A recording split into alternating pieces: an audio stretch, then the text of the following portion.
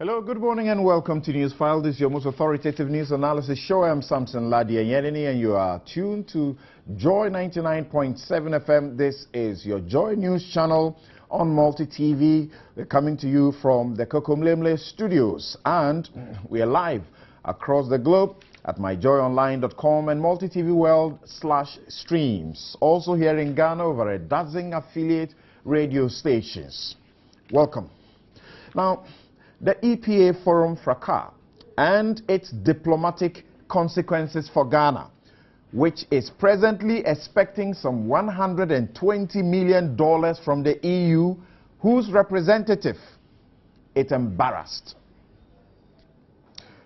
For not having the patience to allow a bank's wish to do a 5-year work to help us get all the revenue from our ports, we have to pay a whopping 197 million cedis, some $73 million. How does it feel hearing these stories about how your tax is literally thrown away, mostly because of the negligence of a single one politician who continues to ask you to pay more taxes? Very annoying, isn't it? Who has been fraudulently signing Energy Minister Amaboa's signature using, quote unquote, the ministry's letterhead?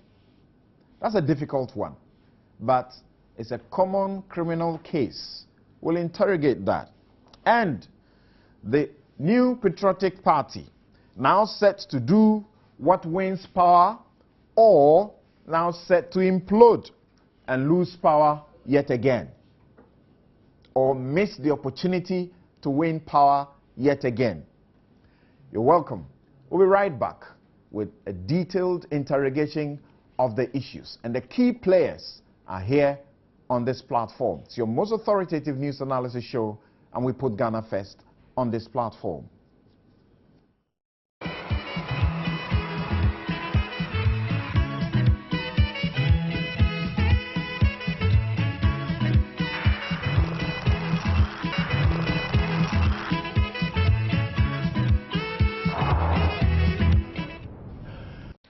Welcome back. This is Newsfile, your most authoritative news analysis show, and here we put Ghana first.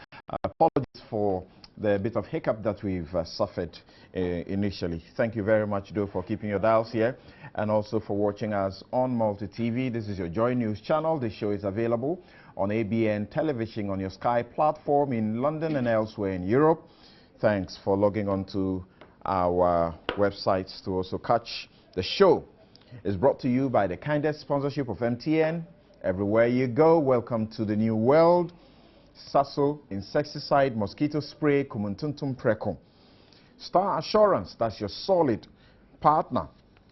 And Lipton tea, inspiration flowing from nature. And once again, I say thanks indeed for joining us on the show. And I've already announced the number of issues that we are going to be dealing with. And some of you beginning already to ask questions why we are not dealing with SADA, and suggesting whether we are afraid because of the letter that's been issued by SADA's lawyers. Let me say this here and now and categorically that that's not the reason. We don't feel injuncted by the letter from SADA's lawyers, but the reason we're not dealing with SADA today is because the issues of SADA are still being explored on Joy News, Joy FM and Joy TV as well. We want to give time to allow the news team to finish all of it so that we'll gather here and put all the issues together and deal with them head on. Of course, when the Stanbic Bank issued their statement, it didn't stop us. So thank you very much, respectfully.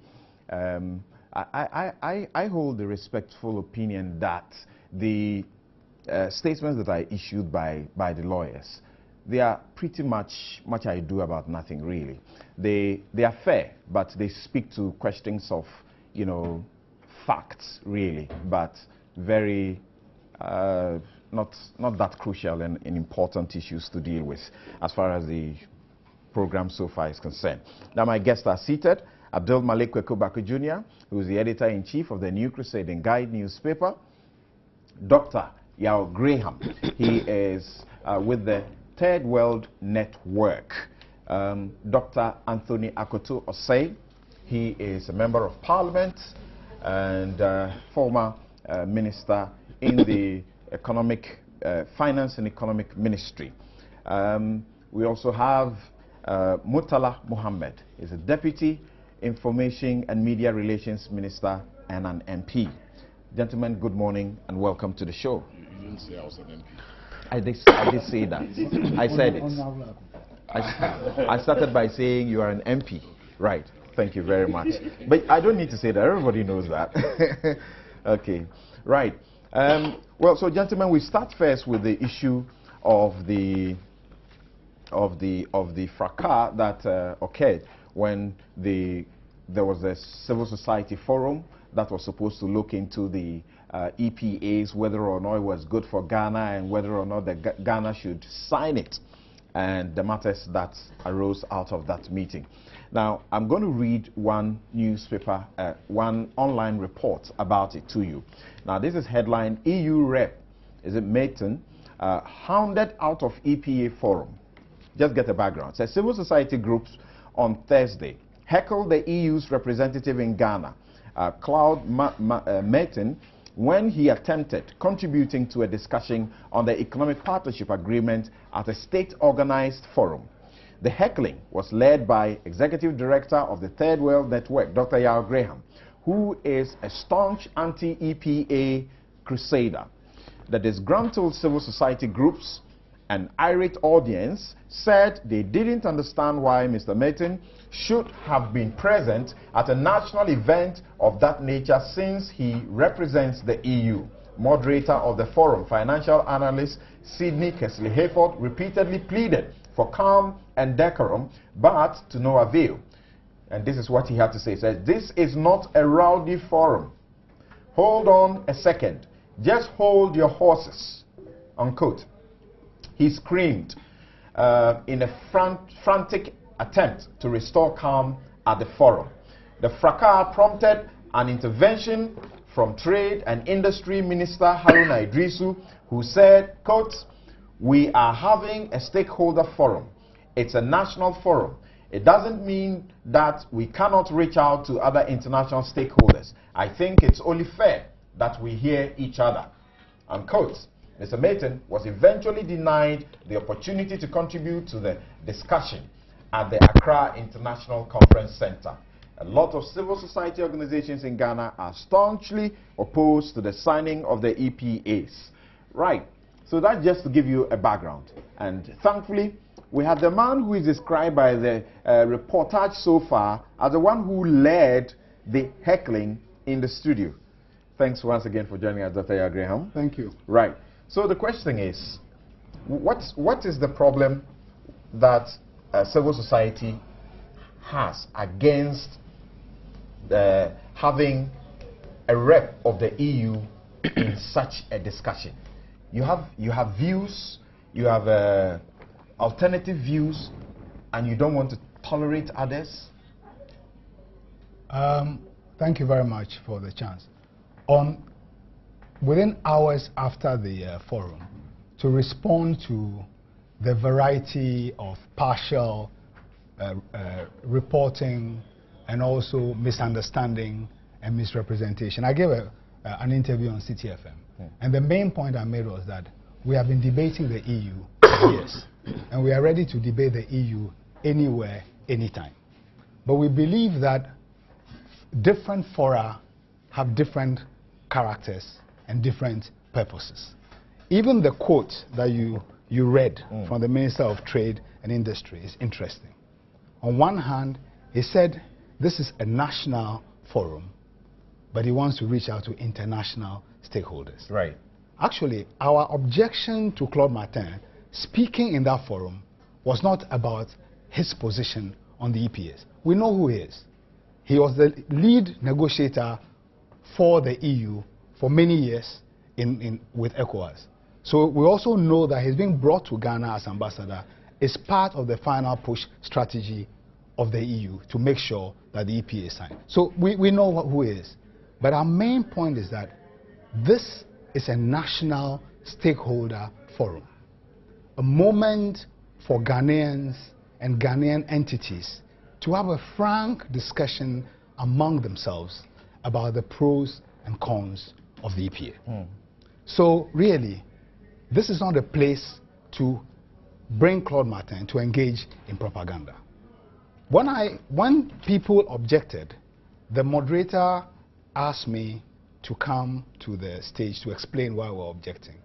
I think it's unfortunately described as heckling because we're raising a point of principle, because too many times the boundary between Ghana as an autonomous entity and donors is blurred. Several years ago, when Mr. Lanstromantin was Trade Minister, there was a meeting at Gimpa to finalize the national trade policy. When we got in there, the two front rows were occupied by donors. So when Alan finished speaking, I raised my hand. I said, Minister, please, we were made to understand that this was a national meeting. Right. The front row is occupied by donors. If these guys are defining their national trade policy, there's no chance that the Ghanaian legation in their country will be invited to sit in. So can they please leave so that we Ghanaians have a moment to have an honest conversation among ourselves? They stayed. So we have had a consistent policy of insisting that the fact... It's a national forum that you don't need even the sponsor who is not a national... I don't know if he's a sponsor. You are telling me for the first time. No, you're talking about donors. Yes. You made a reference to no, a previous we have a national budget. Right. Aid is a very small part of it. Are you saying that... I just mentioned that our present national budget, we're expecting some $120 million from the EU I know into that. that So account. are you saying that why is it that we have a national constitution which delimits who are citizens of this country, who elect the leaders of this country, a parliament elected by Ghanaians which is accountable to Ghanaians? Are you saying those things have no meaning at all? That because we are aid dependent, we lose the autonomy represented by nationhood and citizenship? This is the point we are making. We should be clear. If they had said that this is a consultation because with international partners, because really the EU is not the only international stakeholder in the EPA. Anybody who is trading in Ghana, trading with Ghana, is a stakeholder, because the Chinese, the Americans, all of whom are going to be disadvantaged by the privileges the Europeans get, are stakeholders in this discussion. Were they going to be given a chance to speak? So what we are saying is that you're afraid that his input to the discussion it's not about will be poisonous. No, it's not about substance. Hear me. The autonomy of Ghanaians as a distinct entity. To enter the EU, I need a visa. Okay? Right. To enter this country, I don't need a visa. We are the citizens of this country. Take the Constitution. Sovereignty flows from the people. That's correct. It doesn't include Claude Martin or the EU. So we are saying that certain moments like that are moments of experience sovereignty. And actually, the problem arose from the organizers. Let me explain. At no point did they clarify the nature of the forum. They kept shifting the definition. And this, in my view, was a deliberate attempt to obscure the discussion. It was very clear to me this thing was being set up as a joke. What exactly do you mean when you say I will explain. I will explain. I was in Dakar when one of my colleagues sent me a text that had been advertised in the papers as coming to debate Dr. Joabe. Okay? When I read the thing, it was almost like me and Joe were gladiators, in Rome. Joe on one side, me on the other. And you didn't know about this? Let me finish. So, with the Honorable Haruna and Hannah, as it were, as a special guest, maybe the Emperor and the Empress, watching these two gladiators engage in a fight to the death. As I am sitting here, although I've seen this advert in several newspapers, nobody from the Ministry of Trade has been in touch with me. Nobody. I get back to the office, there's a letter inviting Thorough Network, among several organizations, to prepare a 10-minute PowerPoint presentation. We prepared for that. We go there, the list of speakers is different. The format that is announced is different from the letter and the advert. Meantime, on the stage, there's a banner still announcing that me and Joabe were coming to joust. So it was completely confused. In this confusion, even on the program, there is no provision that Claude Martin was going to speak. Suddenly in the middle, we are informed that Claude Martin is going to take the floor and speak. So the organizers bear responsibility for what happened. If they had said from the beginning that we're having an all-stakeholder forum, including all people with an interest in trade relations with Ghana, then we know that the Chinese, the Turks, the EU, the Americans, the Canadians, they are all free to come and speak. But if they say this is a national stakeholder forum, we didn't object to the Ghanaian subsidiaries of transnational corporations who were in there, who took the floor. No, they are Ghanaian entities operating as legitimate actors in the country. So the organizers bear responsibility for what happened. Because, in a way, we're taking for granted. We're taking for granted. And a number of the participants, the Association of Ghana Industry, the Trades Union Congress, the Chamber of Commerce, Lesia, all of them said that the process was so flawed that it was a travesty. And I also, when I spoke, made the point that we hope that this very poor event only marks the beginning of a serious engagement. Okay. Just hold on briefly. I'll return to you to ask if you feel and you felt and still feel that your approach was the best. Now, Doc, I don't know what you think, but he's come under very uncharitable, scathing criticism for being the one who led what happened, which is described as hounding and heckling of the EU ambassador. I was not physically present. Right. I should have, but as I hear him, and I also saw the ad in the papers, Joe was described as the lead discussant, and he was supposed to respond. I think it appears to me that there's been some kind of miscommunication, and unfortunately, it will affect the nation in a sense. I think that the organizers, whoever they are, in this case... You're so certain about that it will affect the nation? Oh, clearly. I mean, the diplomacy works in subtle ways. Claude, as he said, is not a small fry in the EU. How they'll take it, I don't know, but it has a way of affecting us. I think that the Minister of Trade, whose jurisdiction they organize the event, yeah, should find a way to sort of. Let me quickly apologize to our viewers and listeners. We understand that the sound quality at the present is not the best. Please bear with us. The technicians are making sure, the engineers are making sure that they sort that one out quickly. Thank you very much. If there's a forum for the Ghanaian nationals, it should be made clear. If there's a forum for everybody, it should also be made clear. But as he said, the way I read it in the paper, it was clear it was not for only Ghanaians. It looked like a fight between, a discussion, debate between Dr. Abe and my good friend here. So it implied that other people were coming along. But I think the Ministry of Trade should have made it very clear. I don't recall, we've had some meetings in the past where I think Dr. Abe also was a lead person, but it was for Ghanaians. And I think that my own guess is that this type of forum for only Ghanaians should have occurred first before you invite others, because I don't think too many people understand what is going on. It's limited to a few people, and perhaps there should have been an opportunity to say, look, if you're a Ghanaian, come listen to what is happening. Then when you finish, you engage stakeholders. There's nothing wrong in engaging. As he said, Claude has a position. Obviously, it's different from Third World Network. At some forum, he should be heard. People should make up their minds.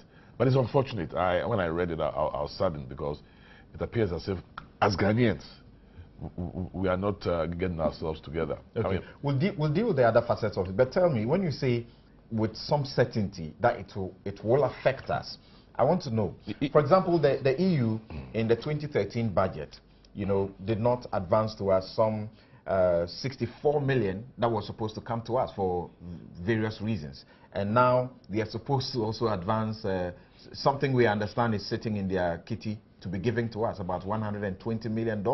Is that your fear that they won't give it to us because of this? Well, 120 million out of a budget of, say, 30-some, somewhere close to, I think our GDP is about 40 billion. That is not very big. I mean, the bulk of our revenue is not coming from the outside, so we should know that. But we have a long relationship with the EU in terms of budget support and other areas. They build roads. In the situation we are in, government is struggling with revenue. So anything that doesn't come, I know the president was invited to Brussels to beg for the release of 64 million, and that is not good as a nation. But this is what we find ourselves in. Anything that affects our budget will affect Ghanaians, irrespective of what I think about EPA or not. So I think it's a practical matter I'm talking about. The previous non-disbursement was not because of this. It was related to us not meeting lack of some credibility no, with no. our way of... We had agreement on some targets under the MDBS. Right. We didn't achieve the... Exactly. So yeah. that is normal. Great. But my fear is that anytime somebody hands you any money, and anytime he perceives you as not being friendly, it is normal for them to squeeze you a bit. It may come, but it may come at the time where it's already affected you. Okay. So now Muta, does it sound to you as if, like Graham is saying, it's okay to surrender our sovereignty and our autonomy because someone is going to give us some handouts? He thinks that it's not okay. Yes. Not okay, yeah. You know, that's what you are saying. I get that clearly. Well, so listening to Dr. Akuto say, does it sound to you it's okay that we should allow such interventions? Well, let me first and foremost say that His Excellency the President was not invited to come and beg for money, and I don't think that is a fair comment to say that he was invited to the EU to beg for money. I really don't. But we always say our president go begging. If a serial caller calls on a radio station and say that, I wouldn't be worried. I see. Yes, but I'm extremely worried that. Okay, speak to the fact. But I think that that's no insult. I think it's also part of the fact. Yeah, yeah. So you want me to say it's a figure of speech. Begging. We go begging every day. Please. I'm saying that. Let's move on to the substantive matter. No, but I don't think that you are telling me this is not substantive. It's critical. That the president is going around begging. Please. I don't think that we shouldn't reduce. It's not the first time that is going to be used on any president. I'm saying that if a serial caller calls on a radio station and say that, I wouldn't be worried. I will say that. You can say that, but I don't expect Dr. Akuto get to the substantive matter, please. The other is substantive, and this statement is substantive, is important. Okay. There is another very important point. Listening to Doctor, I think that I disagree with Dr. Bate in some of the issues. I think that the bottom line is not just about the man not being allowed to speak, but the heckling and the manner in which the heckling was done, as is being described in the media. He says it's not heckling, it's just opposition to... I'm saying that the manner in which is being described in the media, and clearly he himself has indicated that some of the reportage, and I was happy about his maiden statement, you know, it wasn't so fair, possibly that was not what happened, you know. There could be heckling, there is nothing wrong, but if the media describes it in a way that was not decent, that was not diplomatic, I think that everybody will be concerned. Okay. There is another issue. Now, just hold on. Here, Kesley Herford, who was emceeing the show, he says, quote, "This is not a rowdy forum. Hold on a second. Just hold your horses." And he screamed. Yeah. And then Haruna Idrisu comes in, the minister. He says, "We are having a stakeholders forum. It's a national forum. It doesn't mean we cannot reach out to other international stakeholders. I think it is only fair that we hear each other." What would you call this rather than heckling? Yeah, that's what I'm saying. If there is a decent heckling, we also do heckle. Right. Even on programs like this, we do heckle. In Parliament? Yes, we heckle so much, you know. But I think that the issue has to do with the manner in which it's being described in the media. I wasn't there. Like Doc said, he wasn't there. And the other issue that I would want us to look at has to do with how the invitation was done. I was not particularly, you know, comfortable with the statement Doc made when he said that he thinks that it was a deliberate attempt, you know, by the organizers to cloud the issue. I really don't think that anybody would have any deliberate attempt to do so. And more so if you have civil society groups, particularly doctors organization that has consistently engaged EU and other bodies who are pro, if you like, EPA, you know. I think that there shouldn't be anything wrong if they want an opportunity is created, whether we're informed or not, to engage us. Because I felt that that would have been another opportunity to expose the faults, or the defaults, if you like, in the position of EU with regards to this partnership. I thought that it was an opportunity that was missed. And if Dr. Nko could have allowed that to happen, maybe possibly they would have had that opportunity to expose EU and also explain to the people of this country why we do not need to go the way they want us to. Another point that Dr. suggests that the best thing to do is to have the national forum, and then you organize another forum and you bring in these other parties. And that brings me to that point. Doc has indicated that nobody indeed contacted him from the Ministry of Trade and Industry, and that he traveled when he came back. Apparently, when he traveled, he would have monitored the reportage with regards to this discourse. And then when he came back, there was a letter indicating that they needed to prepare a PowerPoint. I thought the question that Doc would have asked, one, those who are organizing it, and certainly it would have been stated in the letter, how is it going to be? Who are the speakers? And I think that that is the normal thing that you should ask. I think we have been told here that the speakers were known ahead of time and they have been advertised. That is what I'm saying. If the speakers were known, agenda at any point in time can be changed. The day ad, that's what I'm saying. I'm not holding brief for those who organize it. You know, agenda can be changed at any point in time. If Doc has indicated nobody contacted him, I don't think that he will just go and participate in a program where he didn't even find out how the program is going to be, the speakers, what is the subject matter. And I don't think that he can just respond to a letter that is written, prepare a PowerPoint on this. These are some of the nagging questions that possibly Doc is here. I'm surprised by what you're saying, because you are now putting the responsibility on those who are being invited to the forum to make the effort to define the program. I find that then you are getting me completely wrong. Okay, I'm making all these statements because of the issues that are coming up. Yes. Because of the very statement you made here. Yes. That why you came, you would have monitored the adverse that went on. You came back, they brought a PowerPoint. Yes. And then you indicated that what you knew at that time was that we were going to have a debate, you know, between you and Dr. Abiy. You know, what I'm simply saying is that you could have asked questions. How is going to be? How is the debate going to be? I'm not saying that you have a problem for not asking, but I'm saying that you could have. And I'm saying this, Doc, let me land. I'm saying this because of the statements you have made and the issues that have come. That is why I'm saying this. Assuming that those issues didn't come, I don't think that I would have been asking that question. And I'm asking these questions to give you an opportunity, possibly to explain further why you didn't ask those questions. So I don't think I'll explain. There's another point. There's another point. Which Doc said that they are aware that this gentleman was brought here by EU to see the finalization or the signing of the... I wouldn't be able to tell. Maybe you have an information that we do not have. And I think that it should be appropriate that if you make such a statement, you should be able to explain to us. These are the reasons why I say that this gentleman was brought here to achieve, because he's coming to deal with government of Ghana. But you should also be provided that information. You are here representing government. You communicate for the government. As far as I'm concerned, I do not know that anybody is being brought here to facilitate the signing of the EPA. What I do know is that government of Ghana has indicated that the position we are taking will be a position that will be collectively taken by ECOWAS. Now, if Doc is making this statement, the onus lie on him to tell us what kind of information he has. But as far as I know, and representing government has no idea whatsoever that anybody was brought here to deal with government to ensure that we see the signing of the EPA. These are some of the what has happened is government scared that it could do some damage to our diplomatic relations with the EU. I've heard Dr. Gebe, I've heard other people being very, categorical about it. That this is bad.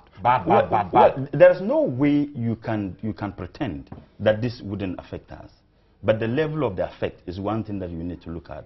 What I do know is that EU themselves would have appreciated the fact that this thing unfortunately happened not between EU and government, but between positions taken by civil society groups and EU representatives at the forum. I believe that once they look at it in that perspective, they will be able to insulate government. And why? There's nothing wrong with any civil society group thinking that, look, on the basis of this reason, we don't think that you need to. And that brings me back to the earlier point I made. Obama, an American president, traveling somewhere to do something, and the country does not subscribe to the things they want to talk about, or they have some issue. Then they organize, a classical example. What happened?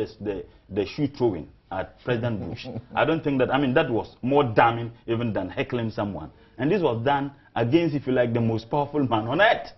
You had a president who was thrown, a shoe was thrown at him by somebody. I really don't think that the Americans or the American government said that because this thing was done by an individual in Iraq, and therefore that is the official position. I'll come back to you to find out what government is going to do, because, for example, the example you are giving, it also depends on what steps that nation took against that individual who did what was found to be wrong and criminal, really. No, but something. Yeah. Just 30 seconds. No, just hold on. I'll return to you and you address that for us.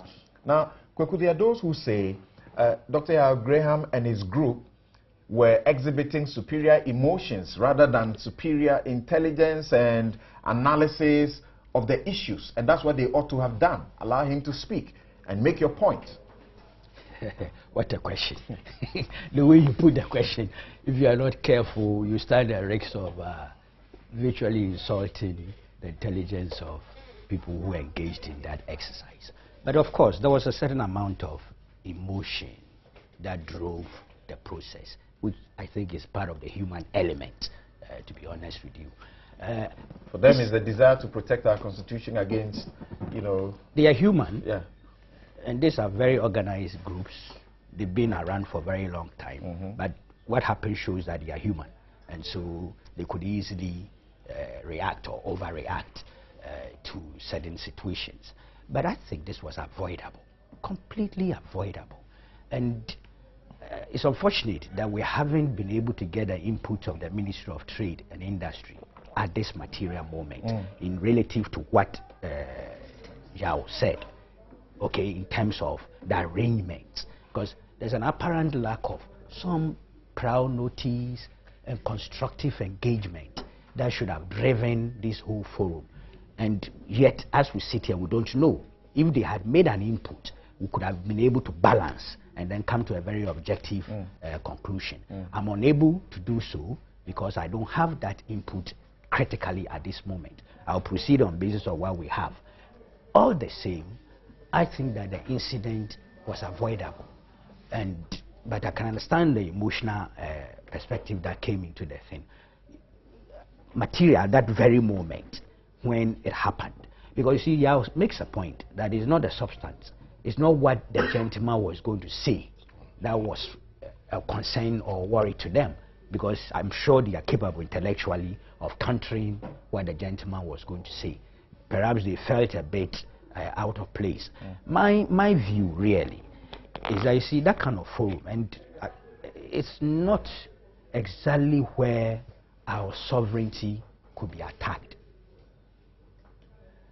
If you are looking at the preparations and processes that we must put together, building policy as to whether to sign or not to sign, this big forum for us are all important, because that informs government as to the real sentiments. And I can underestimate for a moment, if you look at the civil society groups that have stood up against this thing, you don't underestimate. TUC is in there, Association of Ghana, Chamber of Commerce, Christian Council. Yes, I was pleasantly surprised when I saw the list. I said, come on, you hold on. So you have to do constructive engagement to be able to win their hearts and minds to that policy. You recall last week I told you here that it's easy for those in opposition or those opposing to articulate prescriptions than those who are driving the policy. There's no doubt about it. It's always almost always like that. And we discovered also the paradox that rather than the state that is leading this whole thing and deciding to sign or not to sign, doing the necessary research, they haven't done that. The civil society organizations are the ones who have done all of this. Yes, that's why the state ought to engage them constructively.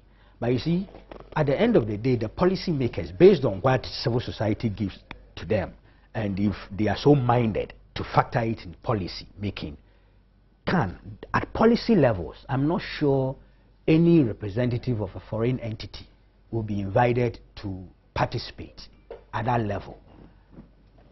And if I were to have information to the effect that that had happened, I would think there is some attack on our sovereignty, so to say.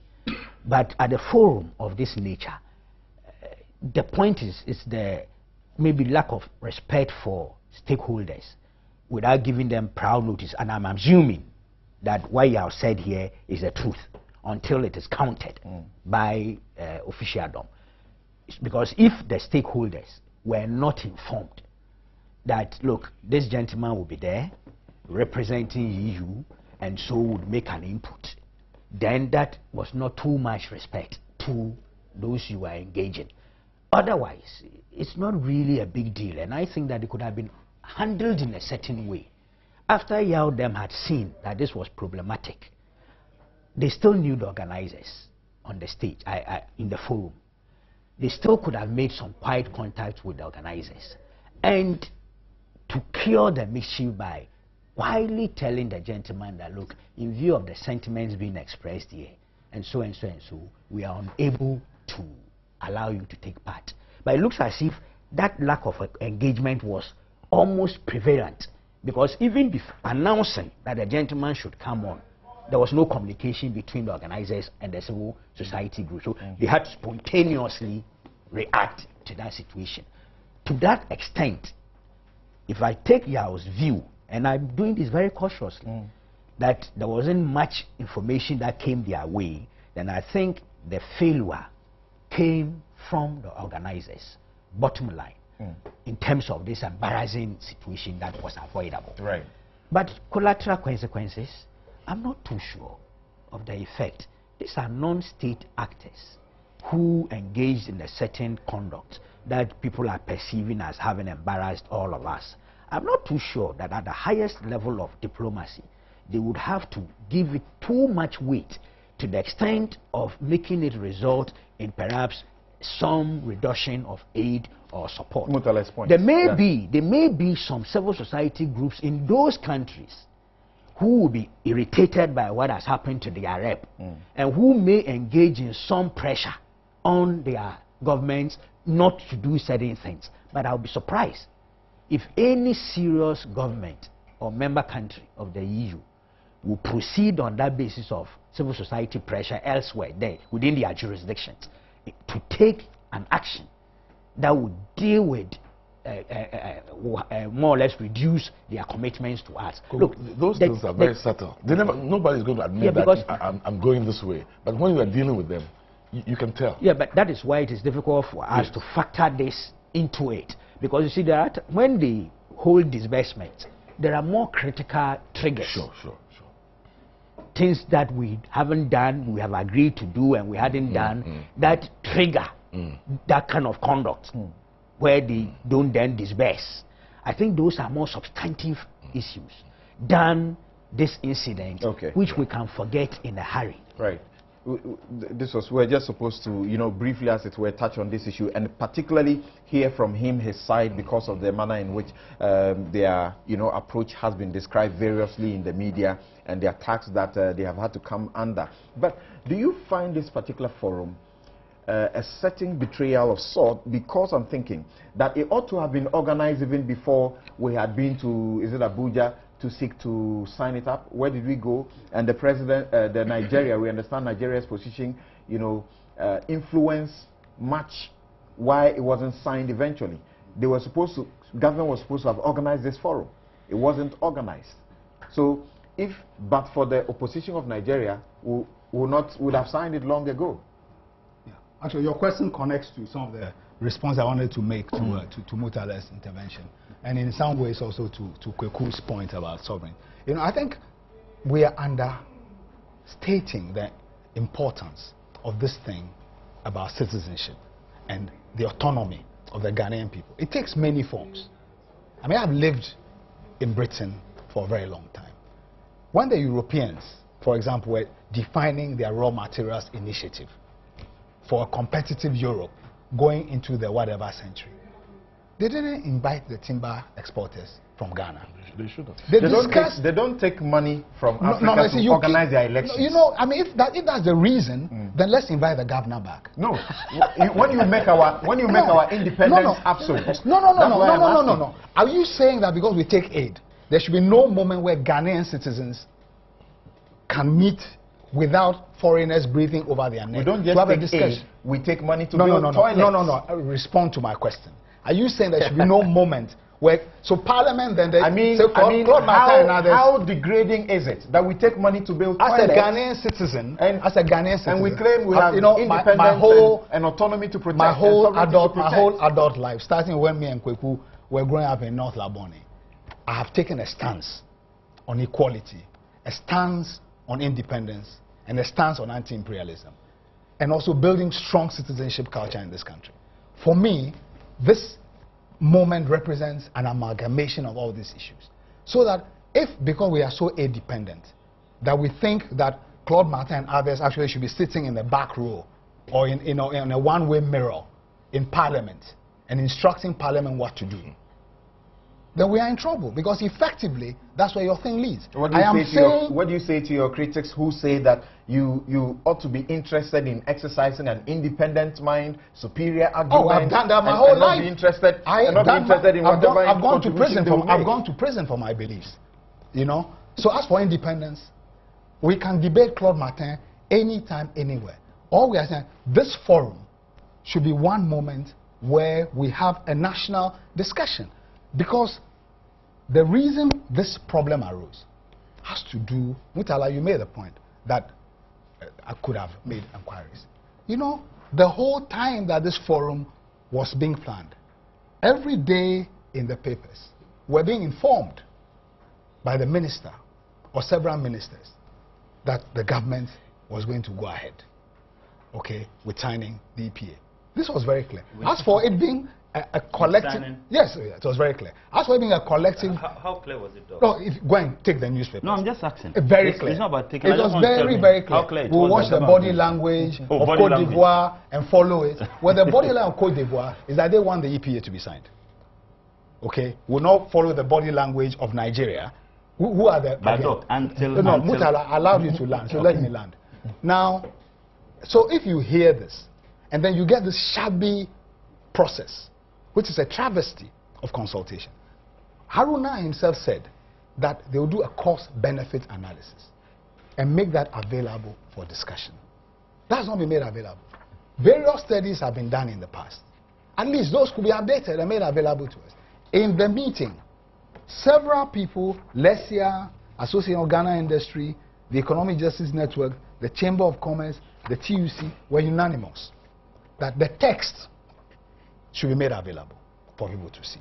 This cost-benefit analysis should be done. Okay. And that this event should be the beginning. Right. But we think it's quite important. If Claude Martin wants to have a debate, we are ready for him anytime. Right. But we insist that because we take aid from the EU, that cannot determine our freedom of association and our freedom to speak.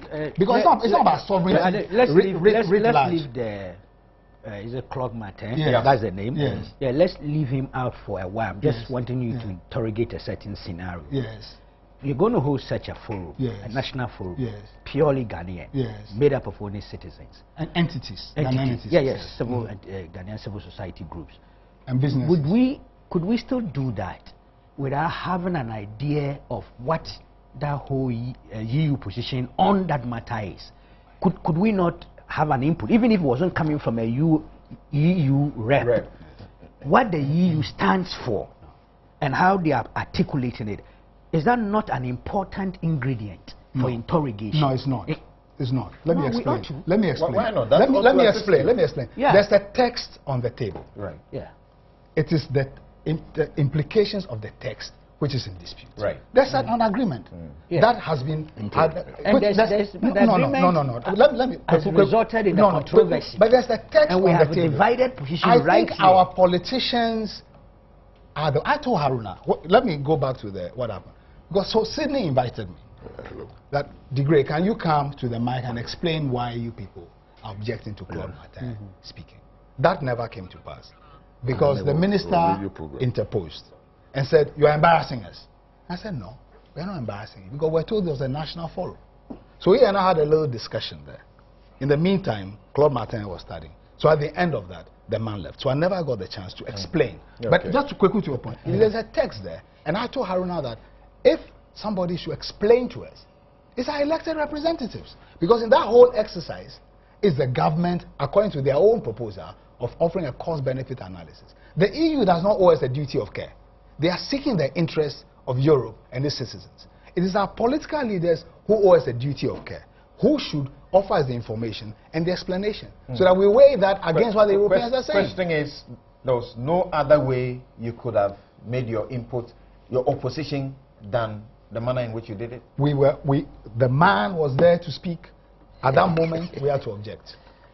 Can I make this quick? Now, the suggestions that are coming forward by all, other professionals suggesting that this could, cost us, supposing the government was supposed to go and see them behind the doors and, plead on your behalf, and you were required to also come and say, oh, we are sorry, forgive us. You won't do that? I think actually it would be a sad day if that came. In the interest of securing us the money that we need to build our toilets. If the EU withholds aid because Ghanaians exercise their freedom of expression, right, it will just be an instance of hypocrisy. I see. Because these same people working in their own countries, somebody will throw an egg at them when they are campaigning. They will wipe it off and continue to campaign. I think that we need to look at the issue of citizenship not in absolucy. I ask a simple question, assuming it was somebody from Nigeria or Ivory Coast, I really don't think that that reaction would have been same. I really don't think so.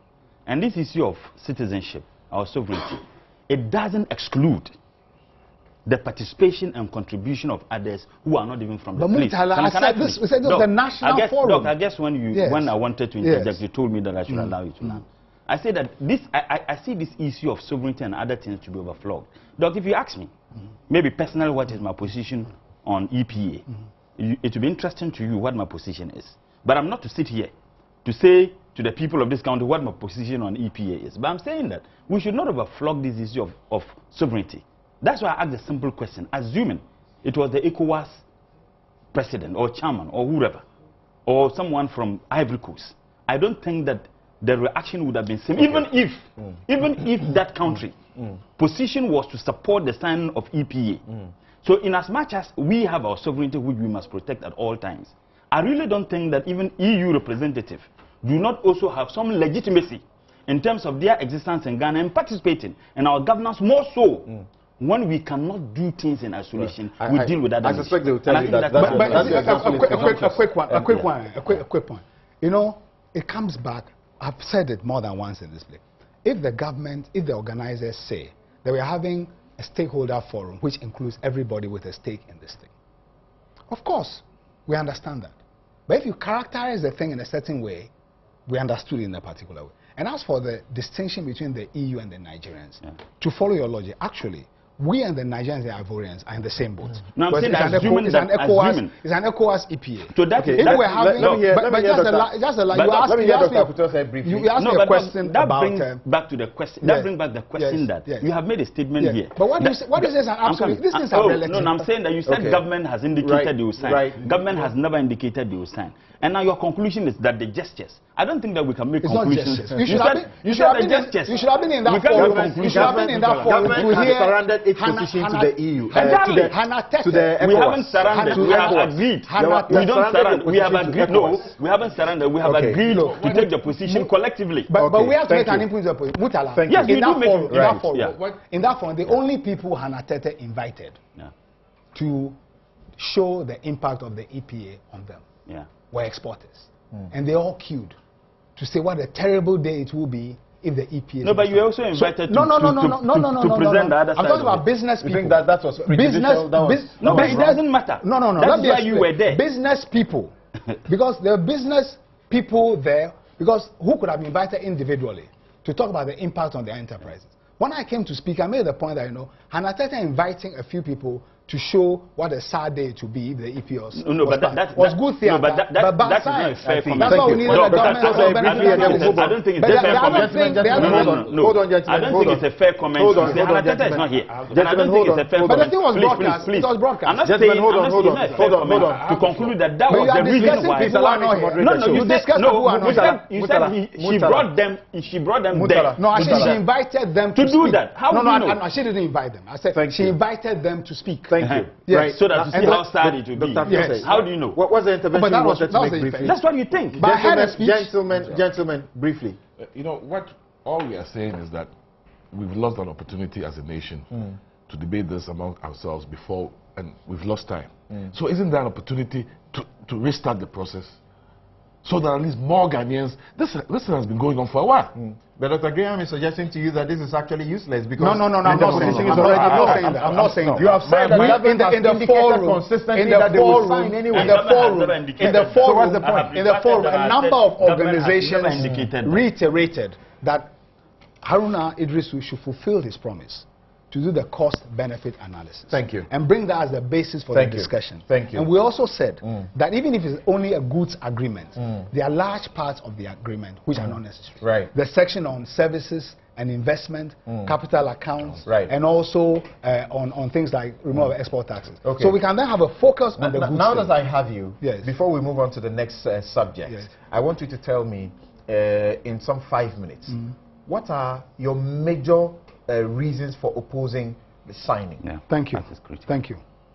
First point, the agreement, we recognize that the Cotonou agreement is not compatible with the WTO. There's a section of WTO, Article 24, which requires agreements to be compatible with certain principles in the WTO. We recognize that the existing framework is not compatible, so it has to be replaced. Compatible, explain. In the sense that if you have a trade agreement of that type, which will be called a regional trade agreement, it must have elements of liberalizing trade between the two parties. The agreement was a one-way preferential arrangement, so it has to be turned into a kind of free trade area between the the different blocks. So we recognize that has to happen. However, the only agreement you need for WTO compatibility is an agreement which covers trade in goods. Trade in goods. Okay, the agreement, so that's the first point. However, if you look at the agreement that's on the table, it contains a commitment to negotiate liberalization of services, liberalization of capital accounts, liberalization of investment, liberalization of public procurement, removal of export taxes, and also intellectual property protection. Those are not required for WTO compatibility. So if those things were taken out, we will still have an EPA or trade agreement with the EU that will be WTO compatible.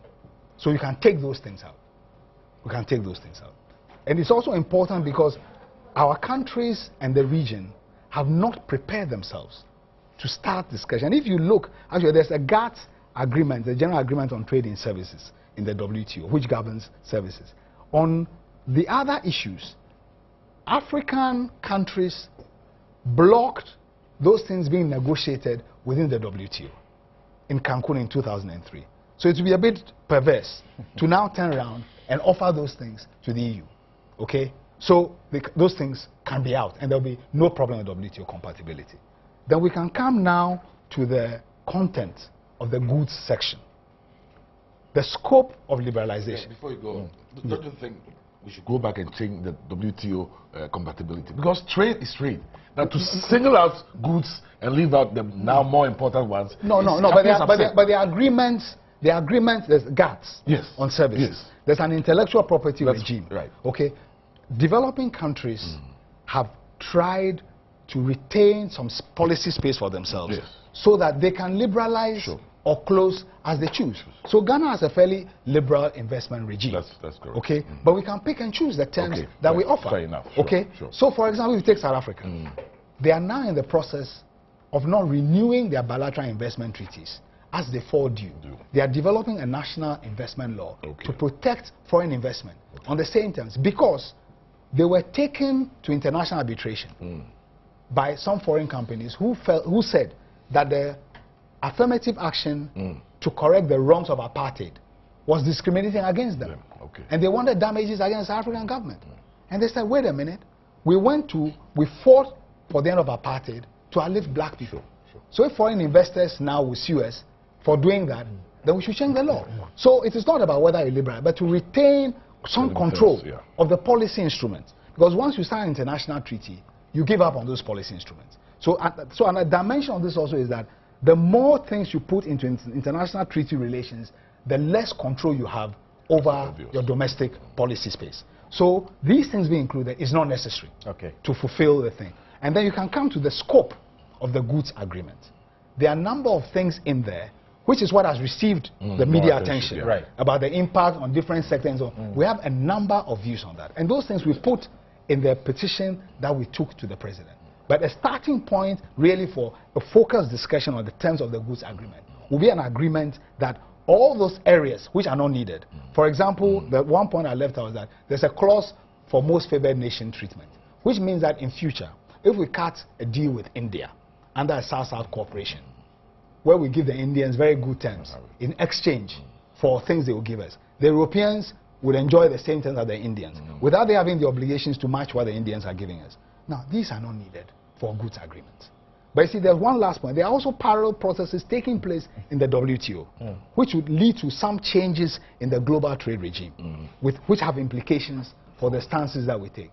We say that the way in which we are approaching this negotiation is looking only about our past experience as a country.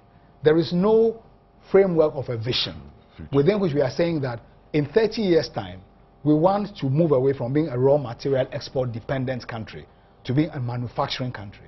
What are the prospects? What steps do we take? The global economy is changing. Power is shifting to Asia and Latin America. What are the opportunities there? How do we diversify our trade? We are responding to the European pressure as they lose competitiveness to lock ourselves in with them, maintain their competitive advantage, whilst limiting our own ability to take advantage of the opportunities opening in the world. This and some are the reasons why we object to the terms. Thank you. EPA. Thank you very much.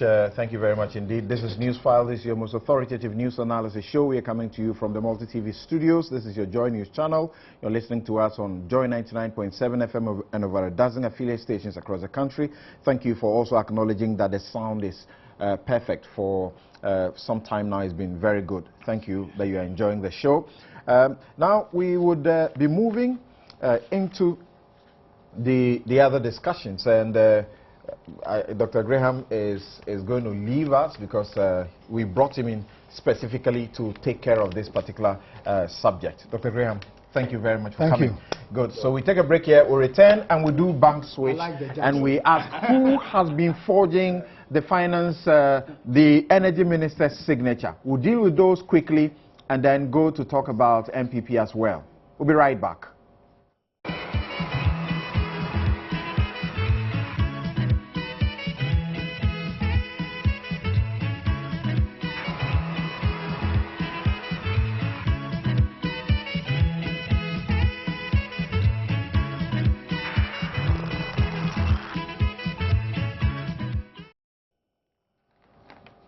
Welcome back. This is Newsfile, your most authoritative news analysis show, and we're being joined now by Abraham Amalba. He's a law lecturer and also he is with the NDC's legal team. Good morning and welcome to the show. Good morning, Samson. Thank you very much for coming. Now, we are going into the bank switch matter. I'm sure that you may have heard what has gone on about this particular bank switch matter. Of course, the International Arbitral Tribunals sat on the issue and made a ruling and awarded some 73 million United States dollars in favor of bank switch. And you may have heard me in my introduction in trying to simplify the issue to you, make it a bit, someone would say, too simplistic. And I'm saying that for not having the patience to allow bank switch, whom we contracted in 2007, is it, to do a 5-year work to help us to get all the revenue from our ports. They're supposed to do it within that period and hand over to us. For not having the patience to wait for them to finish that, and at a point even seeking to terminate the agreement and not having the patience to go through a certain process, due process to terminate the contracts, we are to pay the award that has been given. That is 197 million Ghanaian cedis. And I feel really terrible about these stories as they keep coming. And as I was reading that whole almost 160-page decision, I pinned everything down to one concern. This obviously was the negligent act of one politician, one single politician, and it's costing us this much. That same politician will ask us to pay more taxes so that he can keep the economy afloat. That's sad indeed, isn't it? Now, we are privileged on this issue also to have Dr. Anthony Akotose. He's the one who endorsed this particular agreement. Doc, the award is now in. It appears we obviously have no option. We are supposed to go and pay. Can you tell us a bit about what you know about this whole transaction? Thank you very much. And as I go along, you might permit me to read. That's fine. Related That's to fine. It. Okay. Yeah. First of all, in 2005, I believe, right, is when the late Honorable Barry signed an MOU. Let me go back. When we were in office, we found that one of the difficulties we're having is the issue of undervaluation. So we're putting pressure on the Revenue Agencies Governing Board that, look, if you solve this problem, it will do well. The status was that the DICs were the ones doing the evaluation, but Customs had no way of auditing the work of the DICs. So it became a problem. So that's what led to the MOU. For 2 years of discussions occurred between Bank Switch and Government of Ghana through SEPS, through RAGB, and through the Ministry of Finance. That led to the signing of a pilot phase of a contract in 2007, which was signed by my good self. Right. Bank Switch started demonstrating their capacity since 2007, and they were being paid for it. It's all in the transcript. We left office. That's end of 2008. 2009, thereabouts, the late Professor Atabil's government continued with this program through what I will call a cabinet decision, followed by an implementation committee to fast-track the process. This is 2009. Something happened in 2010 that I will not be able to explain, but I want to give you what I mean by that. Between May 21st and May 26th, some discussions were held, I'm told, in cabinet, chaired by the late Professor Atani, May 21st. GCNet, on the same day, May 21st, I think, wrote to the Minister of Finance proposing, what I'm told, that they were willing to undertake the valuation offer for free. Between May 21st and May 26th, I'm told, other people can confirm, because there are people like Honorable Anatete, who were key, Honorable Komnadufo was the Minister of Finance, Honorable Tepe, who was also there. So they are around, people can ask them. But apparently, the Secretary to the Cabinet, Mr. Abiba Kumensa, wrote to the Minister of Finance saying that he had been directed by His Excellency to give the contract to GCNet. Now, Bank Switch obviously were not happy. So there were negotiations. I believe, and government officials can confirm, somebody told me that this was one of the issues that Professor Mills was willing to solve before, unfortunately, he passed. So this matter between Bank Switch has been going on, as I said, from 2005. So now we are into 2009 and 2010. And this mystery, maybe others can resolve, and in 2010 is what has caused this whole thing. In my view, it was clearly avoidable. Nevertheless, even in 2011, and if you permit me, I want to quote that from there. In September 2011, this is part of the transcript, 11.112. Right. The Ministry of Justice, I'm quoting, wrote to MOFEP with regard to settlement discussions with Bank Switch. So obviously there have been discussions to settle, stating that the GCS did not duplicate or conflict with the DICs and could accept. So it appears that there was something useful going on in terms of negotiations, even though they are gone to arbitration. Fast forward a bit.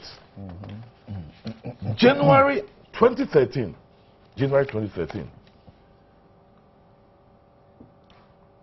and this is part of the transcript, if you permit me. On 1st January 2013, the claimant, that is Bank Switch. You just read paragraph My 11.112. Where are you reading now? Now it's 11.10.1. Okay. On January 2013, the claimant provided the respondent. Now, keep in mind, I've said that in 2011, they were negotiating. So, 2013, the claimant, that's Bank Switch, provided the respondent through the Chief Director of MOFEP, Commissioner General of GRA, and Director of Legal of MOFEP with a copy of the draft award on agreed terms. I'm not a lawyer. But it suggests to me, as a layman, that government was willing to negotiate. Let me go further, which is what even baffles me.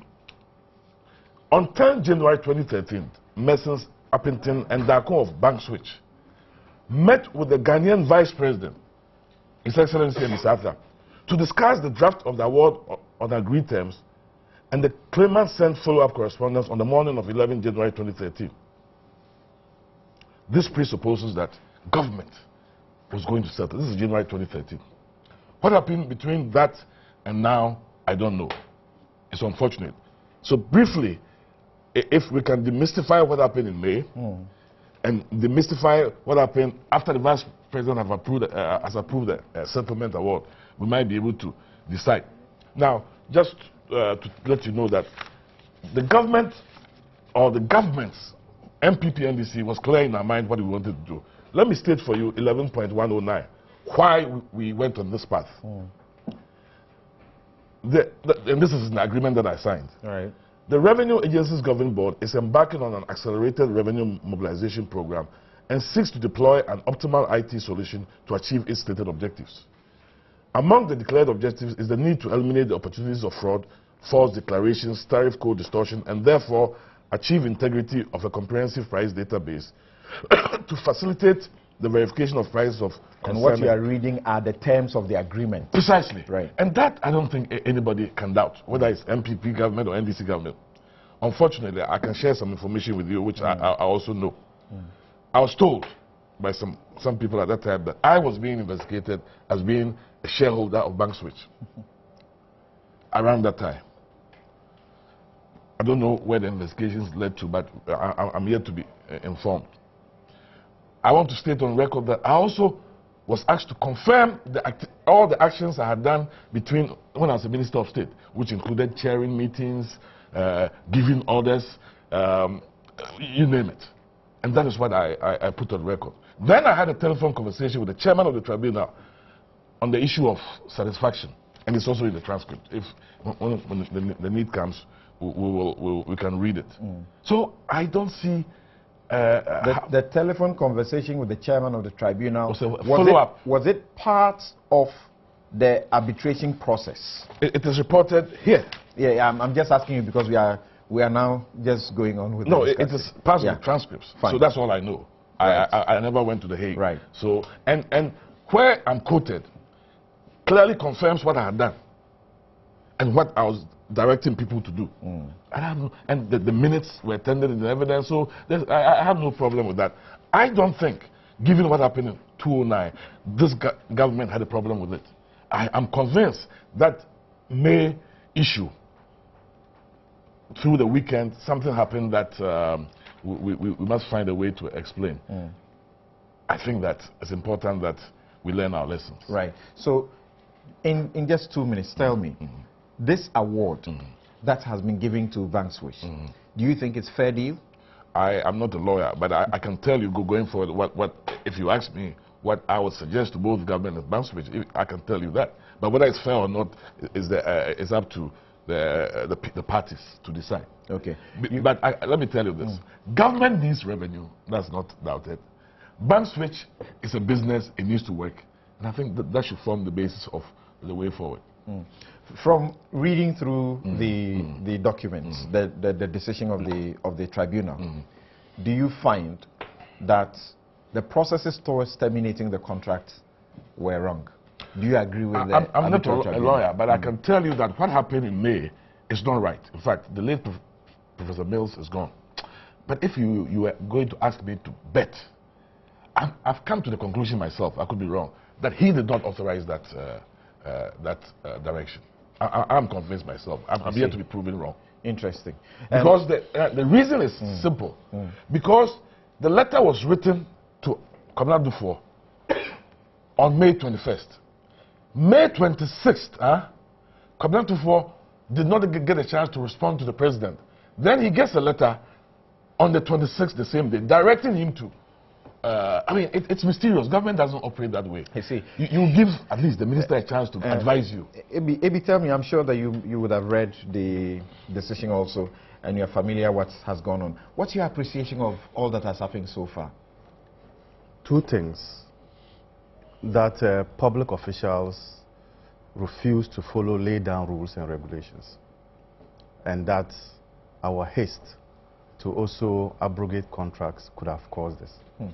The first one, way back in 2004, in Faroe Atlantic, the Supreme Court had ruled that you cannot enter into an international transaction without parliamentary approval. Right. So, in 2004, those in office, including Dr. Osei Akoto, knew knew that when they were signing the contract in 2007, 3 years down the line, this contract needed a parliamentary approval. They knew that. But clearly, they ignored the constitutional provision and went ahead. My understanding so far the arbitral tribunal has been emphatic that you will not use your constitutional provision of Article 1815 to run away from a transaction that you have entered into. I don't think the tribunal is also saying that we should do away with our constitution. Right.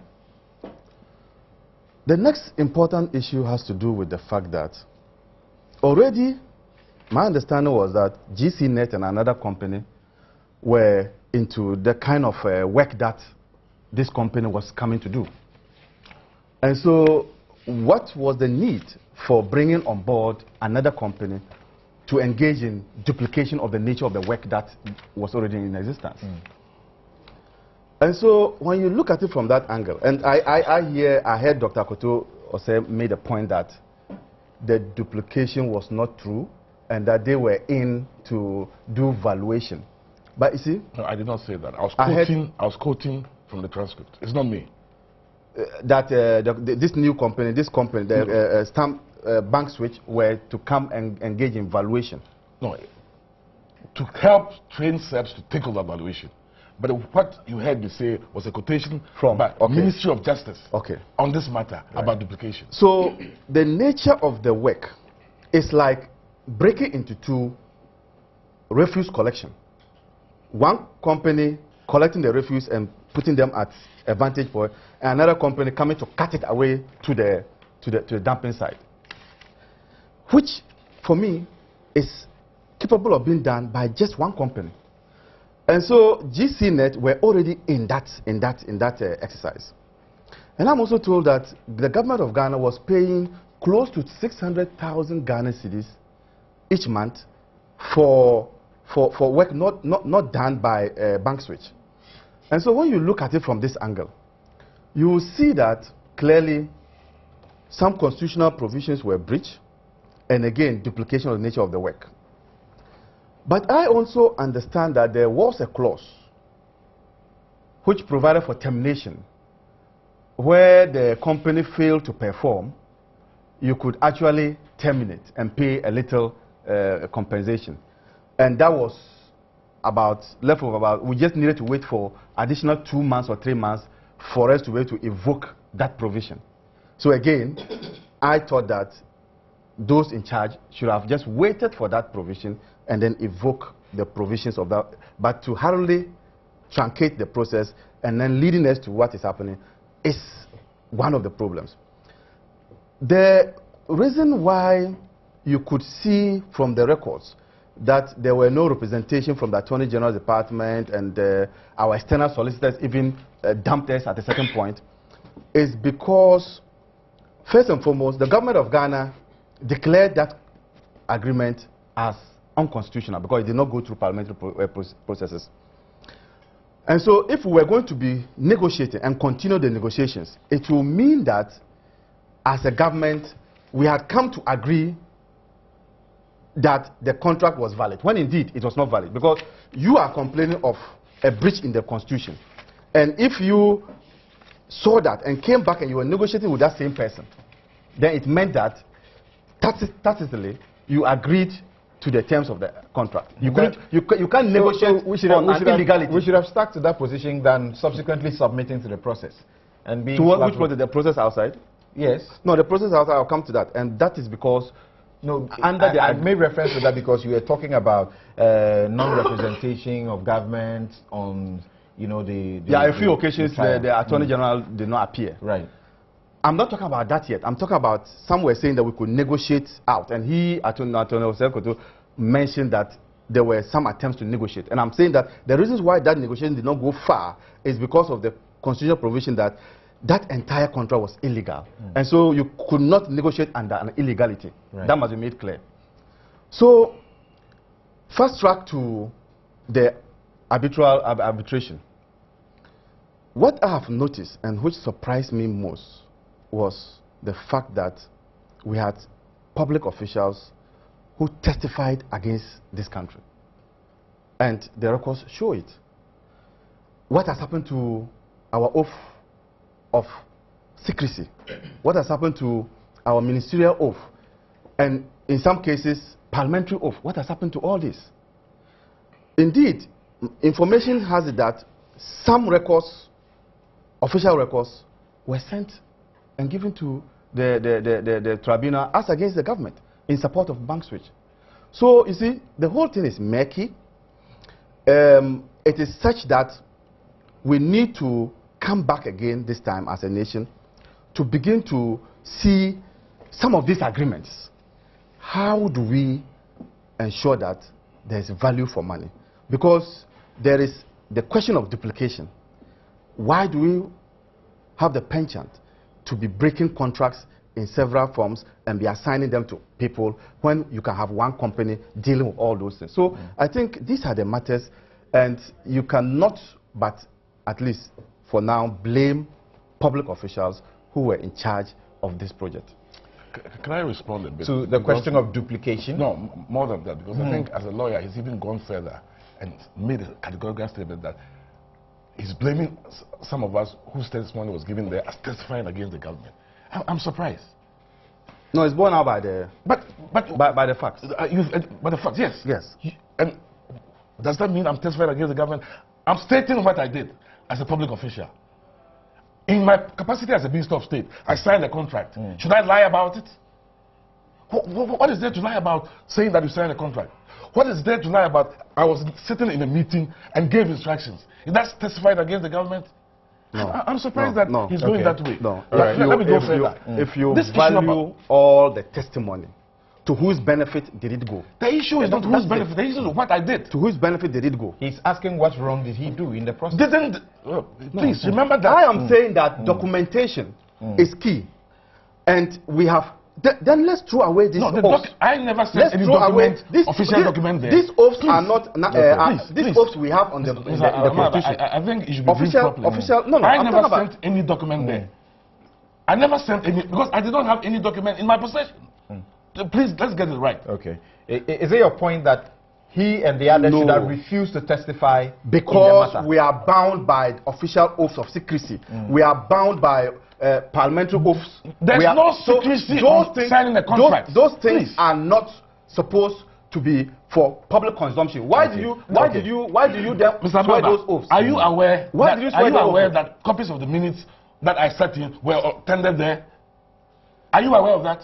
The extent and in those minutes, it is indicated that I chaired the meeting. Are you aware of that? So that in our local court, yes, if a government, minister or an appointee has done something and the matter becomes a subject in court, they shouldn't submit themselves to the court to testify. But there are processes of doing that. There are processes where you be asked to come and divulge that information. By who? By who? By the court. And I'm saying that it's anybody contesting that there is an oath of minister. Okay. No. There is an official oath. Okay. There is Okay, I guess we should move away from this part. These things are binding. What does that mean? These things are binding. Yes. He's made the point. They are binding on you. They are binding on me. And when the court has information of minutes that I had said to him, and the court asked, is this you who signed it? My oath says I should deny it. Is that what you're saying as a lawyer? No. Please. Okay, move on. 2008, this parliamentary, you know, I'm not a lawyer, but when, as I said, when you go a certain way and then you fall, you come back on the parliamentary. 2009, when this government approved it, when they are aware that it had not gone to parliament, Approve which one? approve this project. No, you said you signed the contract in 2007. Yes, but I'm saying that way back in assuming 2004, for the purpose of argument, 2004 that we did not there do was it. a Faroe Island decision that says that parliamentary approval must be sought. Okay, so Faroe Atlantic. Go forward, 2007. Assuming that I Let's made a deal with mistake. this before we go forward. Please. No, he's saying that He admitted having this. become aware, He's admitted having this. become aware of this wrong that you claim has been done. Yes. You have the opportunity Your now government to stop approved it. Didn't they know that it hadn't gone to parliament? Why didn't they do anything about it? Approved what? Something that you've already signed. It's already signed. It's a legal document. You are saying that it didn't go to parliament. Yes, You had the 2007. opportunity to correct what? it in 2009. Okay. Because you But continued with it. that's why we are okay, move on. Duplication. Duplication. I think you should read it.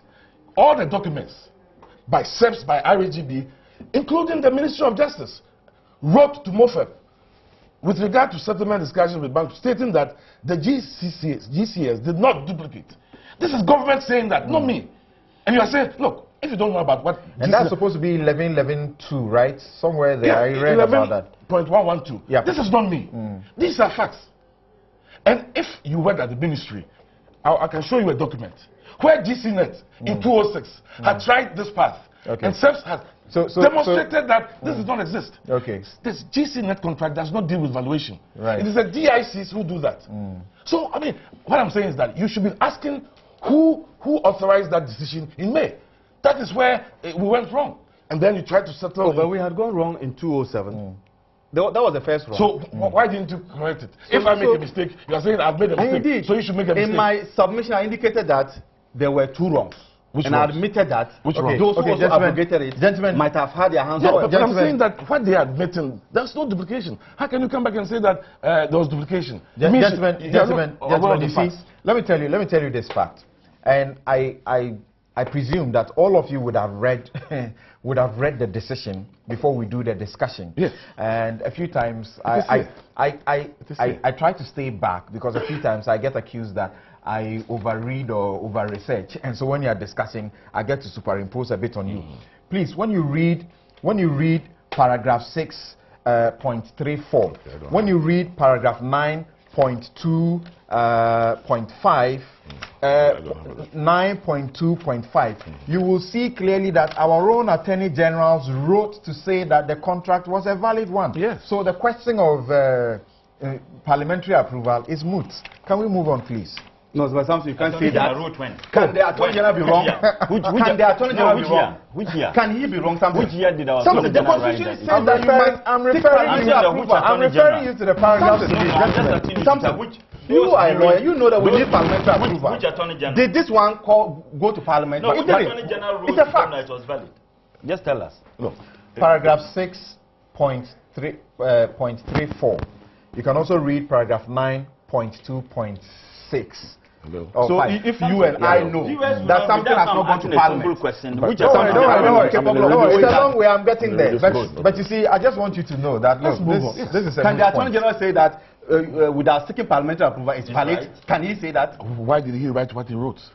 What did he write? That's why I said You haven't read he it. should tell us which attorney general wrote, and he should read. No, Okay. it's important. Don't worry. No, viewers wouldn't have the opportunity to read what he's claiming, so he should tell us. Attorney general wrote and stated. No, we this can go on. and You search for it. I'm moving on to that. But you are addressing the question of duplication. Yes, yes. 11.112. Right. In September 2011, the Ministry of Justice wrote to MOFEP with regard to, and then at the end it says, and also that the agreement should be performed in its entirety. That is the Ministry of Justice, your Attorney General. So, I mean, this is here. Okay. Now let me move on to Abdul Malik on this issue. Your reading so far. I just, you know what, I didn't want to just be mentioning it, but I will go to it so you see which period. But it's Betty Modidriso. So let's go on, please. Let's go on. I say it's Betty Disu. Read it and challenge me that it is not. Let's go on. What did she write? Let's go on. It's not about you just That the contract was a valid contract. That's the point I But made. Samson, with your little know, we are all students of law. Would you say it's valid? Me, without parliamentary It approval. doesn't matter even what Betty We are What at does the it point. matter? We are talking about a point of Doesn't fact. matter. The question Gentlemen, is that- I should not be arguing with you. But that's We're what talking we about a have point of fact. in there. And I'm telling you that if you have read this judgment, you certainly know that it is said there that our own Attorney General wrote to validate the contract. So please, let's move on and stop the question of Article 1915. It doesn't matter again. 195 doesn't matter again. 1815. 181 doesn't matter again. 1815. It doesn't matter again. That's what our According to Attorney General Samson. wrote. That's what I he think said. there will be a headline that Article 181 doesn't matter again. Okay, look, please go on, Kuku. Well. I'm not sure. Maybe doctor can clarify. And Mutalatu, both of you are in Parliament. The gas, Western gas thing, Sanopec, has it been? No. Has It it has been approved? never been brought to By Parliament. But Never been the brought. work is ongoing. But the work is almost complete. But what We are in explanation 20. have they given? No, but you are talking about... I was quiet all the time. Okay, please. You don't Let- reference to me. no, That's he what was I'm asking saying. when it's not I this asked You a take your time. You take your specific time. question. That's why it has not On come. what We have grounds been is it told- being implemented? I don't know. You don't know? No. Interesting. It has not come to Parliament. It's a fact. So is The it- Sinopec contract has not come to Parliament. But what explanation? This issue No. came up on the floor. No, And what was explained? Okay, It has not come. gentlemen, It has not please. come. Gentlemen, please. He's just following the logic. Kuku, before you go on, I have gotten to paragraph 6.34. I'll just read that. I won't go to the rest because if you have read it, you would have seen them. They are very clear. It says that as the dispute relating to the agreement arose in 2010, Dr. Kwabena Dufo, Minister of Mofet, asked Ghana's then Attorney General and Minister for Justice to review the agreement. The Attorney General and Minister for Justice expressly confirmed that Ghana regarded the agreement as valid and legally binding, stating that she, having carefully examined the above mentioned agreement, was of the opinion that there is a valid and a legally binding contract between the parties, and this is quotes the advisor was giving, and recommended two possible options. One, the abrogation of the existing agreement, or two, the renegotiation under clause 22 of the agreement. Let's move on. Kuku. Precisely. That's what is here. That's what is there. But that's on opinion. So this is what was presented an to opinion. By the Attorney General. It came Only up. person It is came required up to give that because opinion. it That's came an up opinion. because look, it came up An because opinion is you not were a fact. raising the question that they didn't respect the MPP government did not They don't respect respect the Article Constitution. 1815. Yes. And he said that you had the opportunity, subsequently when you discovered, to correct it. To correct And what? then you said what? We have and- abrogated. That's why we abrogated. Okay, move on. You didn't even say MPP. Kuku, move on. You said government. No. He said MPP. He You said can- his government, which he was part of. Oh, he said government. Okay, please move So on. let's the forget government about was part of it. Okay, so 2000 that's not MPP government. The facts are clear. 2004 The and facts are clear. 2012. The issue is that something went before arbitration. Yes. Right. Their issues were interrogated. We put in some appearance, gave some details. Based on what we said, a ruling Has been made. was effected and an award given. That's correct. Safini. What else? Now, few things I've been checking. See, I wasn't surprised at all that this thing, we've arrived where we are. Look, post 2009, that is 2008, and you better go and check the media. You get all the stories there. Yes. The debate over Banswitch and what it was perceived to be, that it was a channel for corruption and all, enrichment of Akuto Se, Kufo and all, it's all true. It was out there. There was debate. So a certain psychological environment was created. Meanwhile, if you read this, you realize that government itself, at the level of government, was doing something contrary to even what had been put in the media. But they put up this whole thing, and here we are. But I intercepted some few documents, you know. And if you read this a letter dated 26th May 2010. From who? GCNet? Confidential. No, I have the GCNet one here. But I think this is what has more substance. 26th May, the GCNet one is dated 21st May. Ah, so you are Deployment- running my days. Now maybe I can Deployment follow of you. GCNet valuation model. And then you have this one signed by Mr. J.K. Bebaku Mensah. Right. That says, I'm Secretary to the President. That's right. I am directed by His Excellency the President to refer to a letter dated 21st May 2010, addressed to you by the General Manager of GCNet on the above subject, copied to this office and the Honorable Minister of Trade and Industry, following the meeting held on 21st May 2010 at the Castle, under the chairmanship of His Excellency the President on the Destination Inspection Scheme. Copy attached for easy read. They said, I'm to inform you that the proposal from GCNet for permission to deploy the valuation model in the Ghana Customs Management System as a measure to enhance SEP's tax revenue mobilization has been approved by His Excellency the President for an initial period of 3 months, beginning 1st June 2010. In granting the approval, His Excellency took into consideration the following factors. GCNet is already in the system and has valuation model, which is one of the models within the Ghana GCMS to enhance for the enhancement of the revenue collection by SEPs. GCNet will be deploying the valuation model without any extra cost to government. That was an incentive. You are to arrange a meeting with GCNet and all interested parties to work out the detailed modalities to enable the implementation of the proposals to start by 1st June 2010. Please accept for further units. Copy to Dr. Kobna Dufo and the Chief of Staff and Hannah Tete, Minister for Trade and Industry. Then, of course, the Ministry of Information also issued a statement telling the whole world this is GCNet to provide valuation services. It was signed by James Ajini Mbwati, where he said a statement, an interesting part is this. A statement issued by the Ministry of Information denied newspaper reports that the President, John Evans Atta Mills, had previously instructed that SEPs should play a lead role in matters of valuation, classification, and destination inspection. The statement emphasized that the President has never given any such instruction, explaining that the only directive on this matter is for the Minister for Finance and Economic Planning to ensure that GCNet deploys the model for an initial period of 3 months. Again, GCNet will not be providing this service at any extra cost to the state, unlike other service providers that will have to be paid over 500,000 Ghana cedis monthly for the service. Okay? Look, I'll tell you something. The little that I know, this whole ban switch thing, and I'm sure Dr. Kutu will be fair to confirm. Look, even under the NPP administration, there were people who didn't like it. Yes. Within the government. Yes. It became a tussle. I have noticed, I've gone and I've intercepted some documents from as far back as 1998, cabinet documents. Because we shifted from the PSI to yes, in 2000. And almost every administration that we have had had problems in this sector. The system divided as to what to do and what not to do and how to do it.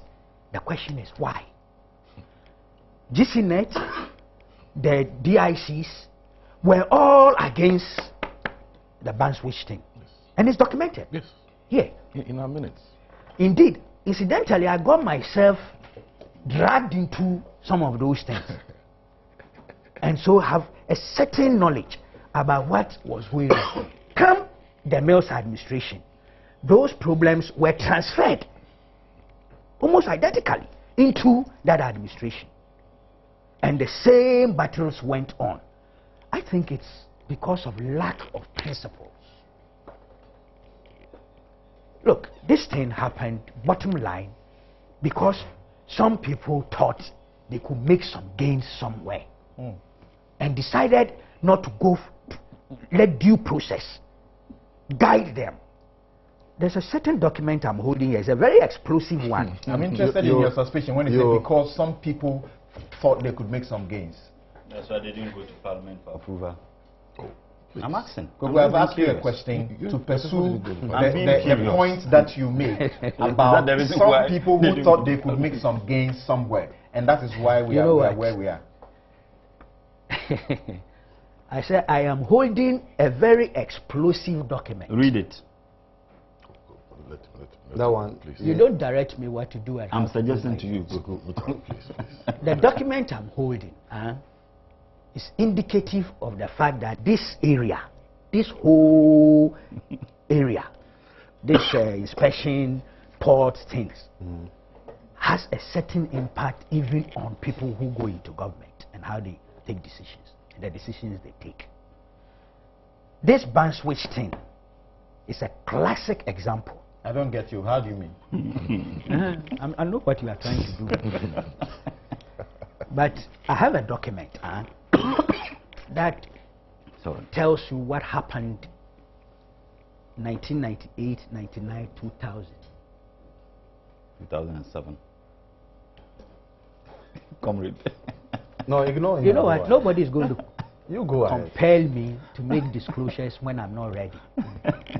I have just put on record here. Maybe I'll get somebody to publish it to show to you that when it comes to this area, the politicians don't allow principles to guide them. And a classic example is this ban switch thing. Somebody thought that, oh, it was somebody's business. Somebody was gaining. So let's cut it off. And in the process of cutting it off, they committed a serious error of judgment that has led to this judgment debt, or should I say arbitrary award. Okay. Maybe you hold on at that point. Murtala, I don't know what you think, but your boss, the Minister for Information and Media Relations, has admitted This matter. that government erred in cancelling the contract with Bank Switch in the manner it did it.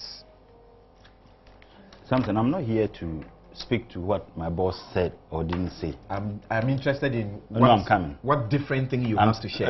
It's not about my opinion, how different my opinion is with what my minister said. I'm here as the Deputy Minister of Information and a member of Parliament from And that is the reason. That's the reason you have a ticket I'm not on this here. show. I'm not here. I'm not here. I think he doesn't want to No. pigeonhole him. Exactly. Because, And that's the point I'm making. Okay. Interestingly, Kweku has indicated, you know, the kind of information he had and mentioned 1997, 1996.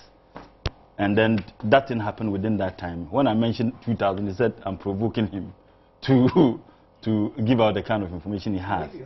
But you know why? It doesn't still matter. It doesn't matter whether, you know, a mistake was made. It doesn't matter, you know, whether the Minister of Justice or Attorney General wrote, you know, confirming that there was an agreement. It doesn't matter what matters. It matters. No, Samson, what matters in this case is the fact that people disregarded what the Constitution asked them to do. That is what matters. Oh. Yes. When people disregard it, Samson, and you discover it, Samson, and you send it to the Samson, Attorney General Samson, Attorney to give General, you advice, and the Attorney General gives you advice Samson, that it is valid. Attorney General express an opinion is not a matter of fact. Hold on. It's a professional Hold on, please, opinion. please. Can I Attorney finish? General is not a serious Oh, can I finish? Is it? Samson. Anyway, I enjoyed that heckling. I really enjoy it. First and foremost, it is not about whether the Attorney General did that or not. It is about a wrong. And I don't think that we are trying to justify What's wrong? the fact that people disregarded what the Constitution asked them to do. In fact, Which people? Can I finish? Can I finish? Which In which people? case there is a Supreme Court ruling on that matter that you cannot enter into any international contractual agreement without it going through Parliament. Absolutely disregard. The Supreme Court rulings are present. They are very fresh. I'm saying that. Oh, why? Wasn't present. You see, let me give him some information. Faro Atlantic has a caveat. Please. Let's not use it. Was there a ruling or not? You know that. He knows. A caveat Was there a ruling for or that not? you can go and have an international contract with a parliamentary approval. Samson. Is that what it is? Anyway, can I make my point? Let me tell you this. Can I make my in point? Faro Atlantic, the Supreme Court said very unequivocally that the certification by the AG on the agreement was critical. Go on. It doesn't still matter. Please. Critical means it what? doesn't matter. Critical means can I make my point? Can I make my point? I listen to you people. I listen to you people. Please go on. Don't comment. And I don't want the moderator to engage in the debate. Go through the One, process. it is important for us also to understand one thing. And sadly, I would have to make some of these statements. Dr. Akuto is one person and he knows that I have so much respect and regard for him. Make your statement, Sadly, please, why? please, Must you determine to me how I make my statement? No, you said you have I'm told saying I would me. have to. In the first place, this particular company is, to a very large extent, a foreign-owned company because they own 60% and locally own 40%. That is very critical and ought to be mentioned. Two. You mean bank switch? Yes, Ghana? yes. Bank switch 60% is owned by foreigners and 40% is owned by Ghanaians. Okay. So it is critical. It is also important to state that Dr. Okuto Sai approved 600,000 Ghana cedis to be paid to them. What was the basis of such an approval? I would want to know. Have you read the transcript? Please. It is there. Oh, I'm asking you to.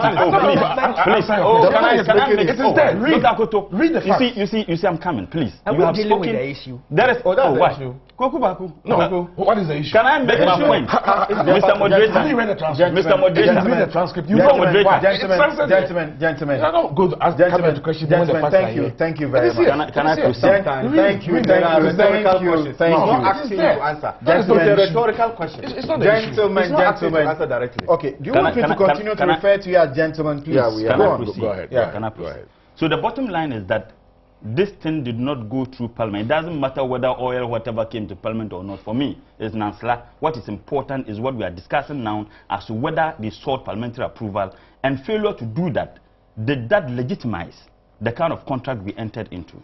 Dr. Akuto consistently has made this statement. I have listened to him on some radio stations, and he repeated it here, that they called him on a phone. That is absolutely inaccurate. In fact, can I finish, please? Please, can I finish? Can I finish? Doctor, I am not making. Oh, I'm lying. You said that's not the fact. It is in the transcript. Doctor, I was avoiding the usage lies. And I don't expect you to do that. It is here. Honorable member, can I finish? When you go on the track, it is here. Mutala, Would you tell him to allow me to make I'll be sincere with you. I'm at pains not to get to be seen to heckle you. But speak to the facts as we have it on the record. What is the fact? We are dealing with almost what is the a fact? 160-page document. Please, what is the fact? When he Speak to it. listen, are you engaging in the debate? No, when he's making his analysis, made references to, are you telling me that giving testimony is not important as far as this case is concerned? Okay, ignore me. So allow me, please. Go ahead and make your point. It was a conference, a video conference call. I can tell Dr. Akuto where he did it. It wasn't just an ordinary call. It was a video conference. And that video conference was done in Betty Angel Lecture Firm at Teachers Hall. And what does the ruling tell you? Please, let me finish, please. No, don't suggest as if there's something wrong with Dr. Akuto, there is everything wrong with it. There is not. Do you know why? There is you not. cannot tell me whether there is or not. It is part of the process. Please, no. That is law. It is part of the process. Law. Are we talking law here? Evidence. To take evidence. Oh, we are talking law. No, please. Can I finish? I have an obligation to my audience. I have an obligation to my audience. I have read. Not to engage me in the debate.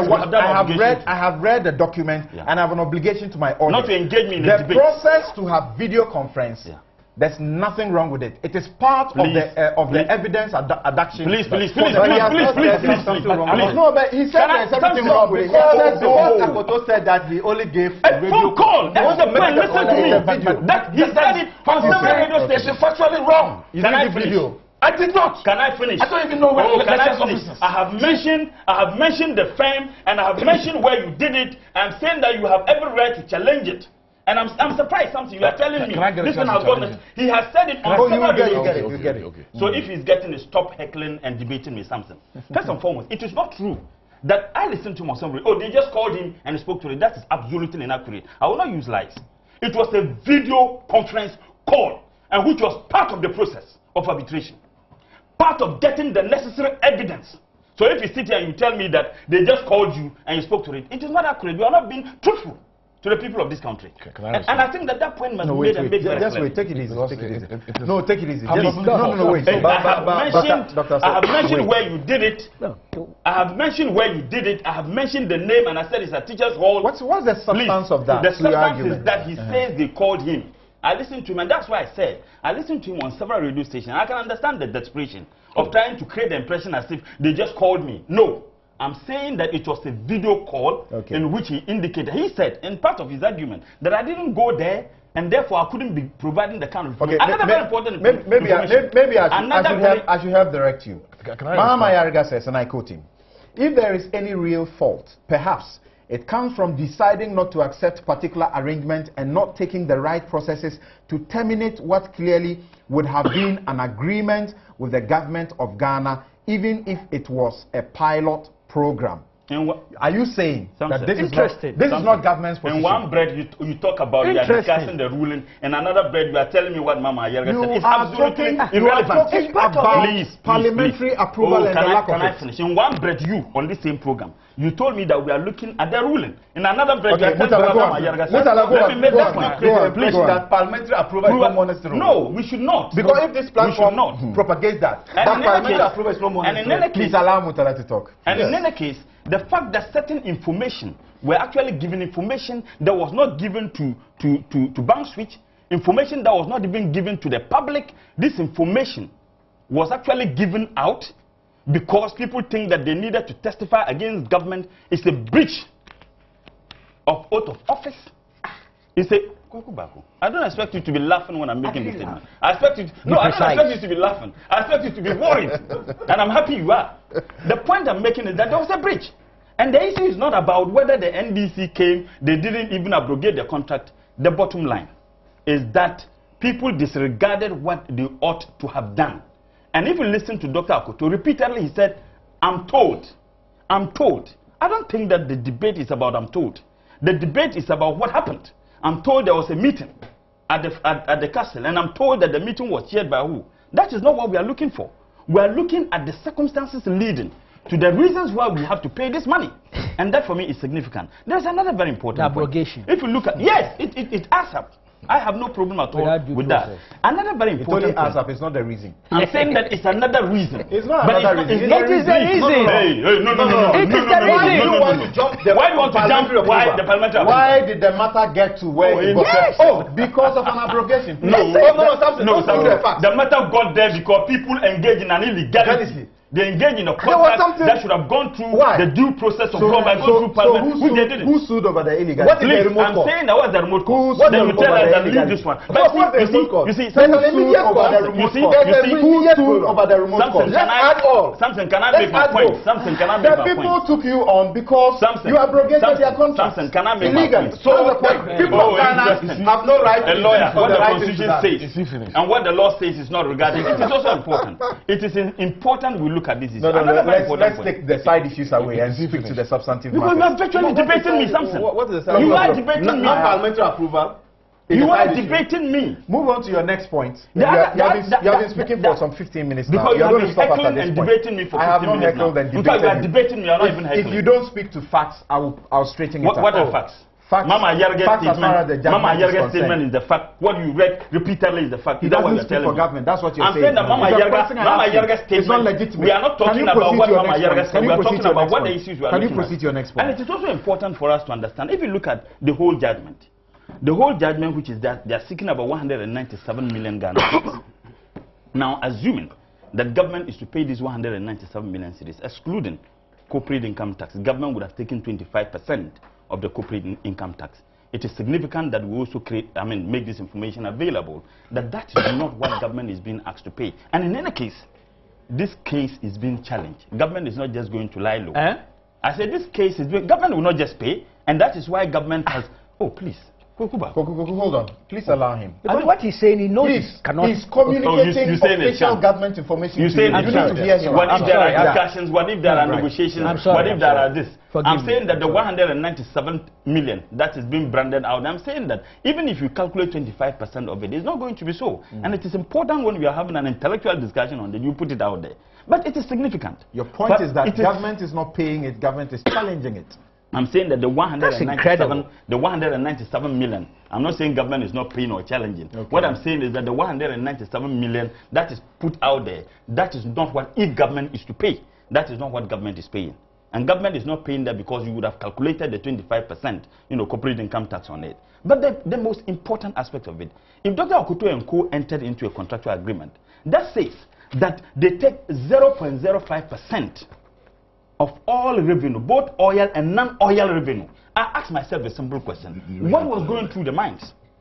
That they went into got 2/3 of it, which amounts to 0.07% of oil and non-oil revenue. The question I then asked myself is that those who were there, who were working and ensuring that other organizations could do that, wouldn't they? I have a transcript here.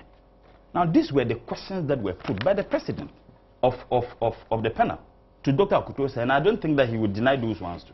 I really don't think so. And that is why I'm saying that the bottom line is, did they need to do what they did?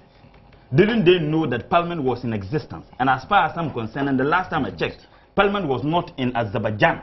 We had a Parliament in Ghana. But you know why? If you saw a smoke with human excreta, you cannot be complaining when you are being followed by flies. This show is brought to you by the kind sponsorship of Lipton tea. That is inspiration flowing from nature. Get a mug of it and get refreshed and energized to go about your work this morning. Now, I take your quick rebuttal. Please box it into some 2 minutes and I'll move on. First of all, I'm not going to allow this NDC style of trying to paint. It's not an NDC style. Please. Oh, but you did that repeatedly. It's not an NDC style. And allow him to come here and state what the obvious It's not an NDC style. Tell him the whole... I have indicated where you did it. I did not go there. You did. This transcript was a video conference, not a telephone call. I have indicated where you did it. I have mentioned the name of the firm, and I have mentioned where it is located. This transcript you are reading, are you finished? Is the telephone conversation between myself and the chairman of the tribunal? It was a video conference. Oh, please. Assuming without admitting it was. What really is the no, the difference is that they just called me. I'm told on authority that the firm you are mentioning do not have a video conferencing facility in that firm. Who says okay, please voila. Says who? I'm told on authority. So what authority? What makes it authoritative? Please go. You are denying that. I'm asking a question. You have spoken. You have spoken your lies. Let me rebut. Oh, my lies? Yes, let me rebut. That statement you made is wrong. See, when they feed you the propaganda, you are an MP now. It's not about propaganda. This about conversation is... Oh, please. Can you stop? This propaganda matter, it won't get you anywhere. What propaganda? You are being fed with lies. This transcript that is here is a follow-up of a telephone conversation between myself and the chairman, whatever his name, Mr. Bond. It is not a physical person. You can call Ace and lecture what is their affair to see if this happens. But who says this is not happening? Please, that's what you said. Oh, did I say gentlemen, we must have an end to this. But don't this orderly way of I want about to respect your public. Right, when people make these lies and trying to say that illegality. I gave you 2 minutes, and please don't also look at him and direct it directly at him. If you do, he'll respond. No, it is sad that. So please go. Get to this point. The facts are very clear. I think, in my view, it's unfortunate that we've allowed. And let me go back to the statement I said earlier. I know for a fact that I was being investigated, like Kweku said, around that time, for being an owner of Bank Switch. I don't want to call the name of government official. But when they found out that it was false, they left there. This mystery that happened with me. What is the relevance? That is what is investigated or not. When you try to do political, don't respond to him. I gave you 2 minutes. When you do political conversation, this is what happens. Okay. Somebody should ask, and I'm sorry Professor Mills is not here, but at least Hannah Tete is here, Dufo is here, Setekpe is here. That May 26th thing, it is very mysterious. But we should be careful when we go into government and start talking about politics. Don't come and sit on radio and do propaganda. It will catch up with you. Okay. If they think I've done something wrong, they should take me to court. All right. It's not about taking you to court. They are discussing the illegality you guys engage in. Now let me pick a few comments here, and then we'll take a break. We'll return to finish up on this matter quickly. Messages. These are supposed to be on the earlier discussion, rather. Sabato in New York says, we Ghanaians in the diaspora are highly worried about the sorry state of Ghana's economy with a judgment debt today, another tomorrow. Pak Ganiu in Savligu writes, the EU representative that was present at the forum could not force Ghanaians to sign the deal. So why didn't we beautify the argument by hearing the side of the rep instead of heckling. I am so much disappointed. Samuel Bryan writes, the EPA will be the worst ever agreement to be signed by a Ghanaian government. Someone must stand up for Ghana. The trade minister needs to tell us what have been the benefits or otherwise of the interim EPA that we signed in December 2007. Some studies show that the collapse of our poultry industry is as a direct result of the EPA, which has ensured that our markets are now flooded with cheap European chicken imports. Adam says something, please ask Dr. Akutoro say about the circulating allegation that he testified. Okay, all right, he's spoken to that. Who next? Who is next? Bonti in Kumasi says we should weigh the merits and demerits of the EPA program and make a bold decision as a nation than being in a haste to accept whatever program that comes from the donor countries. Ghanaians deserve better, if not the best. Hakim in Kentampo says something. The late Prof. Mills's house should be sold to pay the debts. Okay, let's move on. Yeah, I'm not interested in don't that. read it. Akumi Aviaka says, sincerely, by that agreement, we may be unable to protect our markets against the EU, but rather make the EU compete with China on our soil, with the terms more favorable to EU than the Chinese. Ibrahim Kopa sends this from Tamale. The action demonstrated to the EU delegation is an absolutely diplomatic blunder. The earlier the government apologizes to the EU authority, the better for us as Ghanaians. Osman Rajab says Dr. Graham has demonstrated the reasons behind his interjections. That is the best method he could use. Samson, you don't need anybody to tell you all these kinds of fora are waste of resources because our government has a stand. Ernest in Tamale says Dr. Graham's argument is just in the right direction because the EU is losing its competitiveness in terms of trade. They want a way out and the next available option is Africa. Thank you very much. We'll take a break and I'll return to read your comment on the next subject that we are discussing presently. We'll be right back.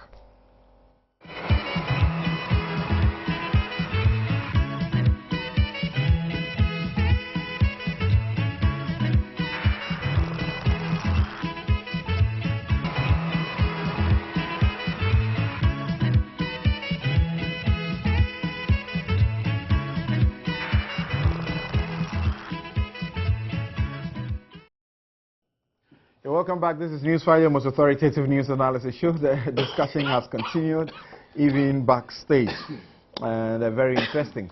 And I just had a privileged peek even into portions of what Kweku suggests can be explosive, and I can suggest that if those circulars are authentic, it can be very explosive because it suggests that the president at the time was dribbled in all of this business. So I'm sure certainly you can't suppress some of this information. They'll come forward.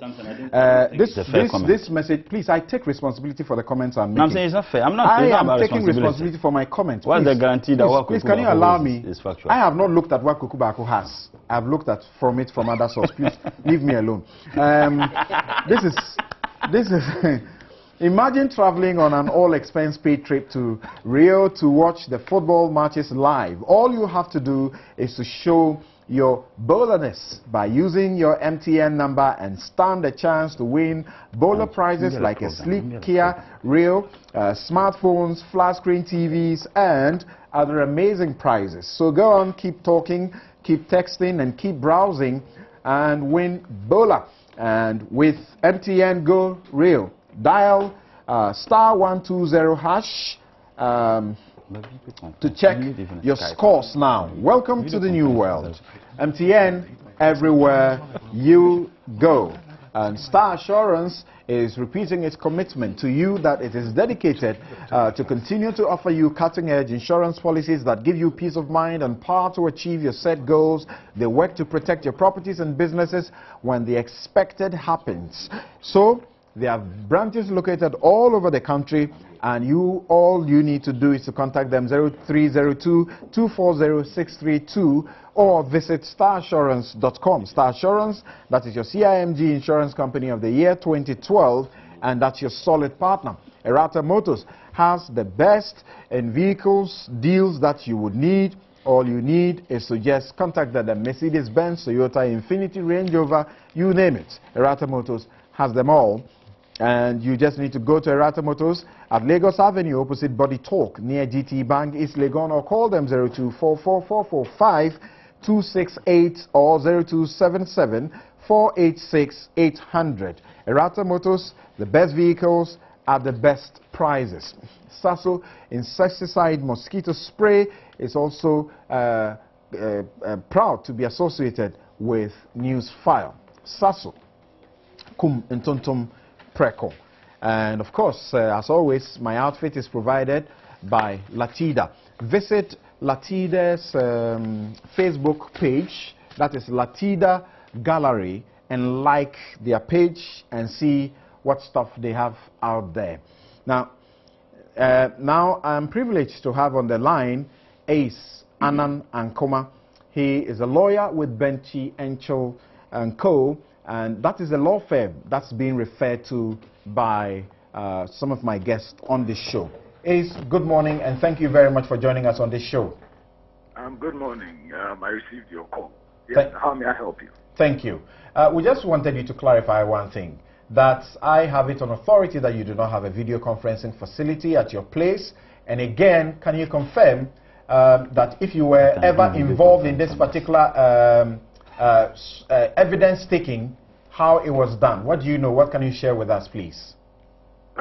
Samson, the firm where the lawyer, or have been the lawyer for Bank Switch in this matter, I have personally conducted this case from the Ghana angle of it. It's important to understand that evidentiary hearings were scheduled, and at evidentiary hearings in international arbitration, depending on the rules of the arbitration, the arbitral body determines which of the potential witnesses it wants to question. In this particular case, it identified 3 persons that it wanted to question. Now, originally, we were hoping to do a video conference. In the midst of the video conference, and I can see that you have a copy of the arbitral award. Yes. You see that in leading the evidentiary hearing, the government indicated that it wanted to settle. Discussions, settlement meetings were held. A draft award was drawn up. Now, if you look at the dates very carefully, the evidentiary hearings were supposed to start on 14th January 2013. It was on 15th January 2013 that the Solicitor General wrote that they needed some authority, etc., to file the agreement, and asked for an adjournment of the evidentiary hearing to the next day, which was the 16th of January 2013. When that happened, we no longer, we don't have the video conference facilities. We'll be happy if the world thought we did, but we don't have it. Okay. And so, because of the postponement, the scheduled video conferencing couldn't happen. So the tribunal questioned our witness, 2 of them, by telephone conference, and it wasn't from my office. It was by telephone conference, and I think one of the witnesses also testified in person. All right. But particularly with Dr. Akuto Osei and then Mr. Owusu, it was via telephone conference then. And since you have the award in front of you, you can look at paragraph 4.76. You're right. Which talks about the exact time and the date that the tribunal reopened the evidentiary hearing. And so, although we had arranged, once again, video conferences from another side, not from the office, that got kind of muddled because of the attempt at settlement and the request by the government for a postponement. And so the questioning of the witnesses was done by telephone and not in my office on video conferencing, sir. All right. Thank you very much. That's all the point we wanted you to speak to. Just hold on 1 minute. What's the question you want to ask? No, not him. I just want to make one. Thank you. Thank you very much. Yes, Uncle. Samson, you don't need. You need even an iPad. Oh, please. You need an iPad to even do. Hold on. So what you want to say? Can I finish? What you want to say is that I haven't said anything yet. So you can't tell me what I want to say. Okay, you say you need an iPad. I'm saying that you don't need to have a video conference setup. Even an iPad, you can use it to do. Okay, he has gone forward to say that video conferencing was not done. Please let me also finish. The bottom line is not about whether you came and hold on. It's not about whether can I finish? I haven't. The bottom line is not about whether video conferencing or telephone. You know the what? bottom line is the fact that they ask you questions pertaining to what you were supposed to have said. No, and then you created the impression of but that was not your video conference was done, and he knows. You made a hell of a deal with the video conference. That is not why this came about. I'm saying that the video conference was done. I'm saying it, and I was saying it with all authority. Mutala, what do you expect him to say? That is lawyer on this issue. Mutala. Do I have a lawyer? No, I mean he's been pursuing. Sorry, he's been pursuing that case, and he has indicated. I never saw any. I'm saying, it's not about saying him. He's a lawyer for bank switch, and he himself has indicated. He himself has indicated. You have a problem with that? Hold on. And if he testified in favor of bank switch against Ghana, what do you expect? He testified against this country for bank switch. That was not okay. I'll let the public. Public judge what? You've been completely exposed. Expose what? Expose what? There was a video conference. Do you know? You are still insisting on a video conference. You don't want to rely on the facts as are borne out by the record. Captured here. Hold on. Wait. Something. I made that statement.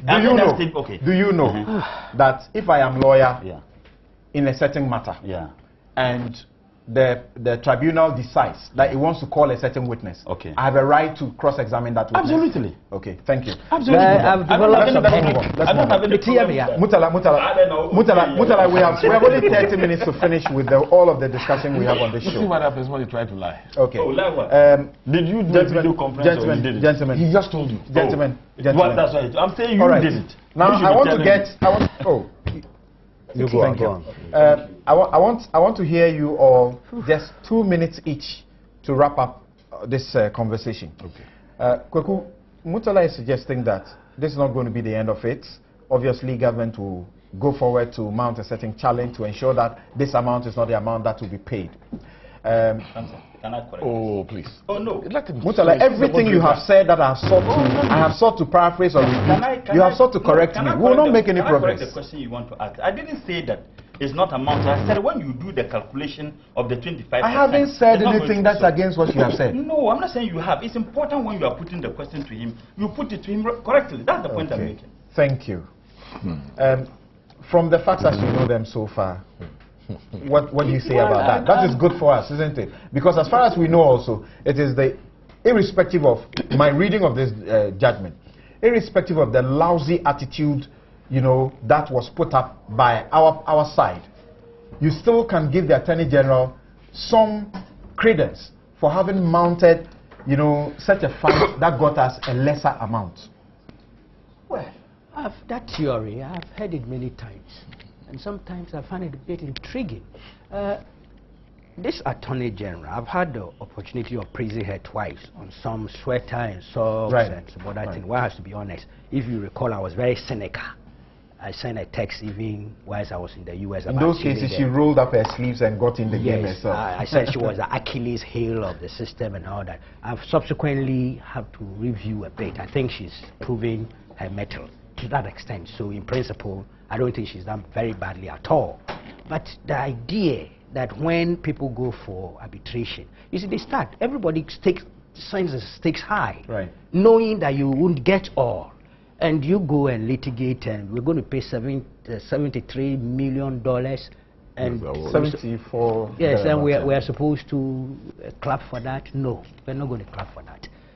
That abrogation without reference to due process, it's the key that has led to this 73 or so million, and it's documented here. So I find it difficult to do that kind of analysis and said, oh, at least we're going to pay 100 million, now we are paying 73, so let's clap. I'm not about to do that. This recklessness that comes with this unwarranted abrogation, especially when they are driven by partisan considerations, suspicions, a multitude of suspicions became a substitute for facts and evidence that this is it, so let's go for it.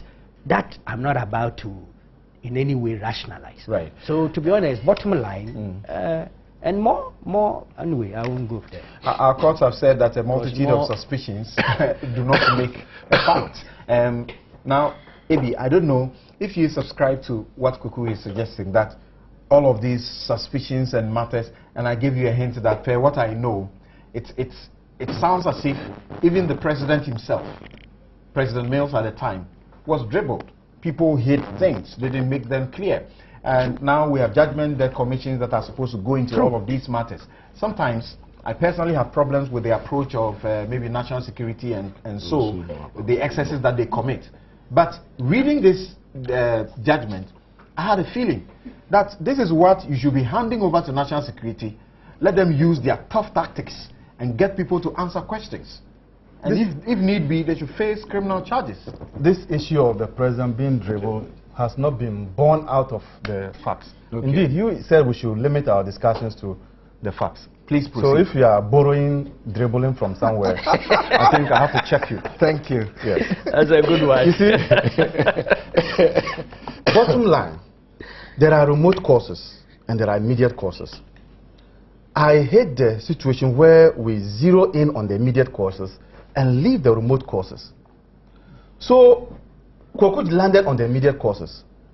But now who caused them where we get to the immediate cause? Now who caused them? So, when you had the opportunity to have cured the as public servants, please, as public servants, we must stay on, and I want Akoto to do same. You see, I'm ignoring him. Akoto, when he's so do same, so that we can go on. You see? So you notice that we do not abide by our laws. Now, I do not want to agree to suggestions that if the Attorney General okays something legally, then it means that it is the truth or the gospel truth. Look, there is only one institution that interprets our laws, and that's the judiciary. So the Attorney General's opinions remain opinions. What would be the effect of that on the proceedings? And in the Balkan case, the Supreme Court was emphatic. It said the Attorney General's certification of the agreement as valid was critical. So what was the effect on the proceedings? You know that if the Supreme Court wanted to use the word valid, it would have used it. And that's why they watered it down to critical. Okay. The Supreme Court is aware that they can't say valid. That's why they watered it down to critical. Thank you. You were suggesting that if we have to discuss the future of managing this debt. But before I go there, let me give. I was going to give you some additional information. But I'm holding you now. When you do that, it will be quick. Yeah. On this matter of evidence that was given, right? The issue, one of the questions, I don't have the entire transcript. One of the questions that the chairman asked me, that at the time I was signing it, did the issue of parliamentary approval came up? I said our legal people did not tell me so. So that was addressed. Okay. Proceed to your future, the advice you were seeking to give, how to manage the situation. We should be careful when, instead of doing work for Ghana, we start thinking about political equalization. That's a lesson we must learn. Two, going forward, government of Ghana, I'm still convinced that this project is a good one. It will help, especially in these hard times where we don't have money. So it should pursue it. But Bank Switch wants to work. It did not invest $43 million as we know it for Professor Mills to visit. He even visited their premises physically. So who advised him to go and visit? I'm saying that the amount is that something we can do? So when he visits it, yes, it means that's what I'm coming to. Because Bank Switch, in my opinion, is a business that wants to work. Part of the award relates to losses. Okay. So I think that if the government believes that it can generate revenue, then they should be able to negotiate. Because I think if I were Bank Switch, I want to have work rather than fold up completely. It doesn't help me. So they should negotiate what? They should negotiate the amount and see how it can be a win-win. There's no option. It's a zero option. You mean the amount is subject to negotiation? No, I'm saying no. But look, what he's saying is that after judgment, you can still negotiate with the judgment. Zero option. So that both of we them have no option. Okay. Because government needs the revenue. All right, thank you. What is zero? Zero option. Mutala, yep. You gave an indication of discussions ongoing, probably to seek to find a way of making sure that we mitigate how much we have to pay. Really, he was speculating. First and foremost, I said that if you look at the total amount of money that is being put out there as judgment, particularly by section of the media, it's not section of the media. Is there award? Can I finish? Yeah, go on. I'm saying that is put out there. You see, I'll not finish, then you interject. No, you say section of the media, and I'm telling you the finish here. You know, when you do this, then you tell me that I don't speak to the issue. If it's the one being put out there without indicating that there is a 25% corporate income tax that ought to be calculated on the total amount of money, naturally, you can't just put 197 million out there. I see. You would have indicated that 197 million, excluding corporate income tax, which has not been calculated. When you calculate it, it will certainly... What you are saying doesn't change the fact of the payment. Oh, please, yes, it will change it. That's the point. It doesn't. It doesn't. So it does. Okay. It changes the amount of money that will... But there's still some more cost to be awarded. No, I'm just giving information. I don't need it. This one. I don't need that information. It's okay. And two, this attempt for Izon Kuma to call, it doesn't still... Izon Kuma didn't call. You I called him. I'm saying that this attempt to call him doesn't change anything. The bottom line, it doesn't. It doesn't. What? It doesn't. Can I finish? When please? he brought clarity, what clarity? truth, What clarity? The matter. bottom line is that he has indicated that it wasn't. He said that it wasn't a video conference call. It was a telephone conference call, and said that they were to organize a video conference call, which didn't happen. Yes. I'm saying that as far as I'm concerned, the statement was made about what Dr. Akoto did, and I'm saying, please. Is that why we agree? Please. Cool. You have canvassed this point already. So listen. Please. It's okay. Can I finish? The bottom line is people signed contract without regard to what the Constitution itself says. And if Kweku wants to find out where the recklessness began, in fact, the most serious recklessness was the fact that people disregarded what our law says, signed contract without even going. And Dr. Akoto is saying that when they asked him, hold on, before please, the tribunal. Dr. Akoto is saying that when they asked him, he said that their legal division. Dr. Akoto was a member of parliament, and most importantly, as far as I'm concerned, served in the finance committee. So if there was anybody who should have known, Dr. Akoto would have known. 207, a minister, I can't serve in the finance committee. Please. You see, you keep telling lies. Okay, we are sorry. You are Minister of State. You should have known. Sorry. So you can't tell us that you didn't know. Still here on Newsfile. Coming to you live from the TV studios. Thank you very much. Thank you, guys. Thank you. Right. Okay. You see, we've got very limited time, really. I'm hoping that we can deal with the other matters later. Can we look briefly at the question of the Energy Ministry and the signature matter that came up? You are more interested in the NPP one. That's what we have here. And I'm telling you, this is also part of the discussion, isn't it? It's part of the discussion. Now, if you are aware, it has come to the public that. No, I don't know what you're getting. It's not about you. Okay. I beg you. Yeah. I beg you, leave me alone. Yeah, but I have a discretion to exercise on this show. Thank you. The officials of the Canadian oil firm have been arrested, and they have been arrested over signature fraud. They are said to have, as it were, fraudulently or forged the signature of the Minister of Energy. Wow. And also use the letterhead of the ministry to make various representations leading to a lot of profits that has come to them. And that matter is supposed to go under investigations, criminal process. Because we have very limited time, I want you guys to deal with it briefly, and we're going to start with you, Mutala, on this issue. Well, I think that one good thing about it is that it's sad, it's unfortunate. It also tells you that, yes, the security agencies are working. I mean, you should expect some of these things to happen, that at any point in time, you find people who engage in that. I'll give you a classical example that involves myself. I was on a program sometime last 2 weeks when I got a call from my secretary that a company called at the Ministry of Information to find out whether we have actually written a letter, recommending a particular group to some investors. So when they asked me, and in fact it was my boss's secretary, so when she asked me, I said, I'm not aware of any letter. And ideally, if such a letter should be written, it should be written by my boss. I don't think that, except that he asked me to do so. And I then said, okay, then he should call that company so that they can fax the letter that was written to them. Because they said that I signed the letter. When they faxed the letter, they realized that the signature was completely different from my signature. So what we then did was that maybe I shouldn't be putting some of this information. We then said, okay, this is a matter that we must refer to the security agencies. And as I talk to you, the security agencies are on that matter. So you would expect some of these things to happen. But our ability to arrest those who are engaged in it, and it is more serious when you are dealing with a company that is foreign, if you look at the story, that they would have the audacity, the courage to do the kind of things they do. We can only commend the security agencies and urge them so that we can get to the bottom of it. How much have they made as a result of that forged letter? you know, at the expense of the state. And I think that it's critical we look at it.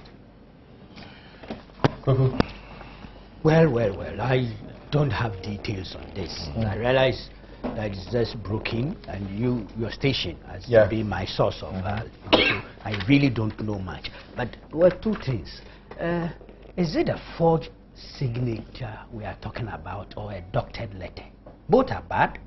Don't make a mistake about that. But which is which? Because I was talking to somebody who appeared to be making some inroads in terms of investigations, a journalist as well, and he was telling me that what is at stake here is not the forgery of a signature of the minister, but appears to have a letter, some portions have been doctored and abused, used for some other purposes. Both are criminal, let's make no mistake about that. So I would want to wait to get more details. The important point is that there's a detection and an official commitment to investigate and you know, cure the mischief or punish any perpetrator of any misdeed. So thank God, that industry is a very delicate, sensitive place. You can get all sorts of rogues parading, and I'm not suggesting for a moment that this Canadian group or their Ghanaian counterparts are rogues. I haven't said that. But that's a place that has a lot of attraction. All sorts of characters can go in there. We have to be eternally vigilant in terms of policing and monitoring the industry. But otherwise, at this stage, I'm going to exercise a lot of caution. I don't have the details, and I don't want to be judgmental. Yeah. When I heard it, I said, is it the case of abusing our friendly investment climate or atmosphere? Right. But again, some of these things are not the preserve of only foreign companies. Local companies do it. I am particularly impressed about what the communications director at Ministry of Information put out, that they are also doing a soul searching within to find out whether some of these problems have emanated within, and that they would, as it were, extensively investigate to know whether there are insiders who are also doing this thing. So for me, that is gratifying, that the government has not, or the ministry has not just left it to the security agencies alone, but it's roping in and trying to extend the space of investigation. So let's wait and see what will come out. Yeah, the company in question here is reported to have also put out a statement suggesting that what the Ghanaian officials are talking about is inconsistent, that they are being inconsistent with. But Samson, what do you expect? Because and I'm saying, is it not going to be a bit difficult to prove the allegations we are putting on these people in court? And immediately, you are familiar with this case, it comes to my mind, the Zamrama versus Zegbeji, where Justice Kwega said that when a person full of age signs a contract, that is assuming that he signs the contract, his own signature raises a presumption of liability so strong that it requires very distinct and explicit averment, indeed, in order to subvert it. So I'm asking, what we'll be seeing here in court is that this is not my signature. Right. That is what the Minister of Defense Energy will put out. In your case, it's a forgery. It's a forgery, yes. So I'm just telling you the defense to such a claim that this is not, the Latin terminology was non something something something. This is not my signature. So when you're able to prove that, then clearly this will fall. But again, what do you expect? Even you catch people with fouls, they steal your fouls, they say they didn't steal. So they will say the same. So like you said, it's a defense he was going to refer to in Latin. If you can remind me. Non ex factum, something factum. Yes. It just forgot, it just escaped me. Go ahead. Yes, very quickly. This is unfortunate, and because it's under investigations, I won't say a lot about it. But I want to give you an example of what happened when I was in the Ministry of Finance. One time we were getting one of our ministers, our own name, to send a letter to somebody. Now the draft of the letter was in the minister's office. He had not signed it. But the addressee called him that, look, why haven't you signed the letter? Yeah, we say non-ex factum. Non-ex factum. No, it hasn't been signed. But the addressee had a copy of the letter, so he was calling himself up and said, the letter in front of you, why haven't you signed? The question is, how the letter get to him anyway? And so I had a policy. You could have a signed stamp or original stamp. I never went for the stamp one. Okay. Because it can be forged easily. When I know that they can stamp it. So I always sign originally. The presidency happens. He has a stamped one and the original one. People use that too. So you have to be careful when you're a minister. Otherwise, I'm not surprised. I'm not surprised. You're not surprised, but what will be your suspicion immediately? Is entirely coming from outside? No. It cannot be entirely from outside. There must be insiders because the letterhead belongs to the ministry. But the letterhead too can also be fabricated. I'm not saying that they cannot forge it, but the signature, if something happened, I mean, as Kweku said, we don't know the details because sometimes letters can be changed. Both the letterhead and the signature can all be fabricated. But signature is more difficult. The original one is very difficult. It's very difficult. I see. They have ways of catching you. Yes, it's very difficult. All right. So what is your advice about the posture to dealing with this matter, especially that it concerns not a small oil entity, but I think the investigators should take their time and do a thorough job so that we'll know. I'm sure there are several instances of this happening elsewhere. Right. But this is not good for us. If it turns out that an insider is involved, it will be a shame. Okay. Thank you very much. And like I said, from the way I did my introduction of the issues, we had the NPP matter as a very final. Dr. Akutose, you were at the conference yourself. Is this now over now? Is now the way to a forward march to wrestle power from the NDC, so to speak? Just like all the other elections we held, polling station, constituency, region, national, it's a sequence. So we have gone through this successfully and we are waiting for the next sequence. There are signs that the mass slinging is going to continue even at a crescendo, and by the time you are done, you have bruised yourself so much that you have handed your opponents sufficient arsenal to just assail you. I heard my colleague on TV saying that you've given us information, we will use it. That's what politics is about? Then, sorry for Ghana. I think that we'll get beyond that and go ahead. What do you say of the composition of the new executive? I think they're all hardworking people. I know all of them personally. And the issue, I mean, for me, that's what matters. These ideological things, people are going to speculate. At the end of the day, how best can we win election 26? That's what matters. And I think we will come along. This is one stage. We'll get to the next stage. How do you come along with the crabology attitude, tearing each other apart, everybody pulling the other one? I personally am against people who go on radio to talk about other people. If you want to talk for yourself, speak on your positives. But this matter, and it doesn't matter who says it. It is wrong. Whether it's I'm saying it, don't go on air to say negative things about. I have never done that in an election. I will never do that. So I urge them to stop and cease right away. Amy. Yeah. What you mean the MPP? Look into the crystal ball. No. What happened was, I would term it a volcanic eruption in the MPP. You'll see that everybody was clean sweep. And then, apart from Otiko Jaba, and even the warning signs were there, the close margin, telling her that they were not satisfied with her also. But they just gave her a new way to go. I see Afoko as somebody who has a burning desire to assist the MPP, but I just think that he should be careful. The euphoria is gone, so he should not come back. He's been saying that they will win 2016, giving hope, as usual, to the rank and file. They will use that same statement and judge him. Because if they don't win, the next argument is that, look, step aside, because you gave us a promise. That's the job he's voted to do. Good. So, in that same vein, if people are canvassing for his removal because he has not been able to lead them to 2016 elections, he shouldn't come back. We've never had a two-term chairman. You know that. Oh, you've had Darocha? No, Darocha was 2 terms. Darocha, let's check that. No, yes. I'm not Darocha. Sure. Okay, but the point is that he shouldn't give false hope, because what he's doing is playing God, and it's only God who knows 2016 who will win. So he shouldn't give false hope. He's my brother. He should just be measured in the way he. You can't say now that the NDC will win the next election. And when I say that, God willing. Inshallah. Yes. Oh, that's what Afoko is saying. He doesn't say that. Oh, he said that. No, he doesn't say that. So that's the point. The point is, you don't unnecessarily increase the expectation of your voters, right, your rank and file, and when you don't win, then you are going to court again. But again, it shows that the court that they went to was not actually the reason for which they went to court. The old executives tried to make themselves relevant, and but the delegates read through it and still send them away. I see. Well, The last time I checked, the decision to go to court was taken by the party's highest body.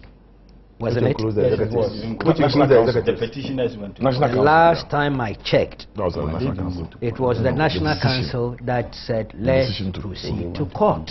Yes. So it wasn't something that was Individuals. an exclusive preserve of the executive, that small group. But that is it not a contradiction where you have some of the presidential aspirants or other people suggesting that this executive just failed and it's not about being robbed? I have a problem. I have a problem with that that. concept. Yes. If it's made an absolute, if you turn it into an absolute, that because you failed to win an election necessarily you failed, you must exit. If you make an absolute out of that, you have a problem. I have a problem with that theory.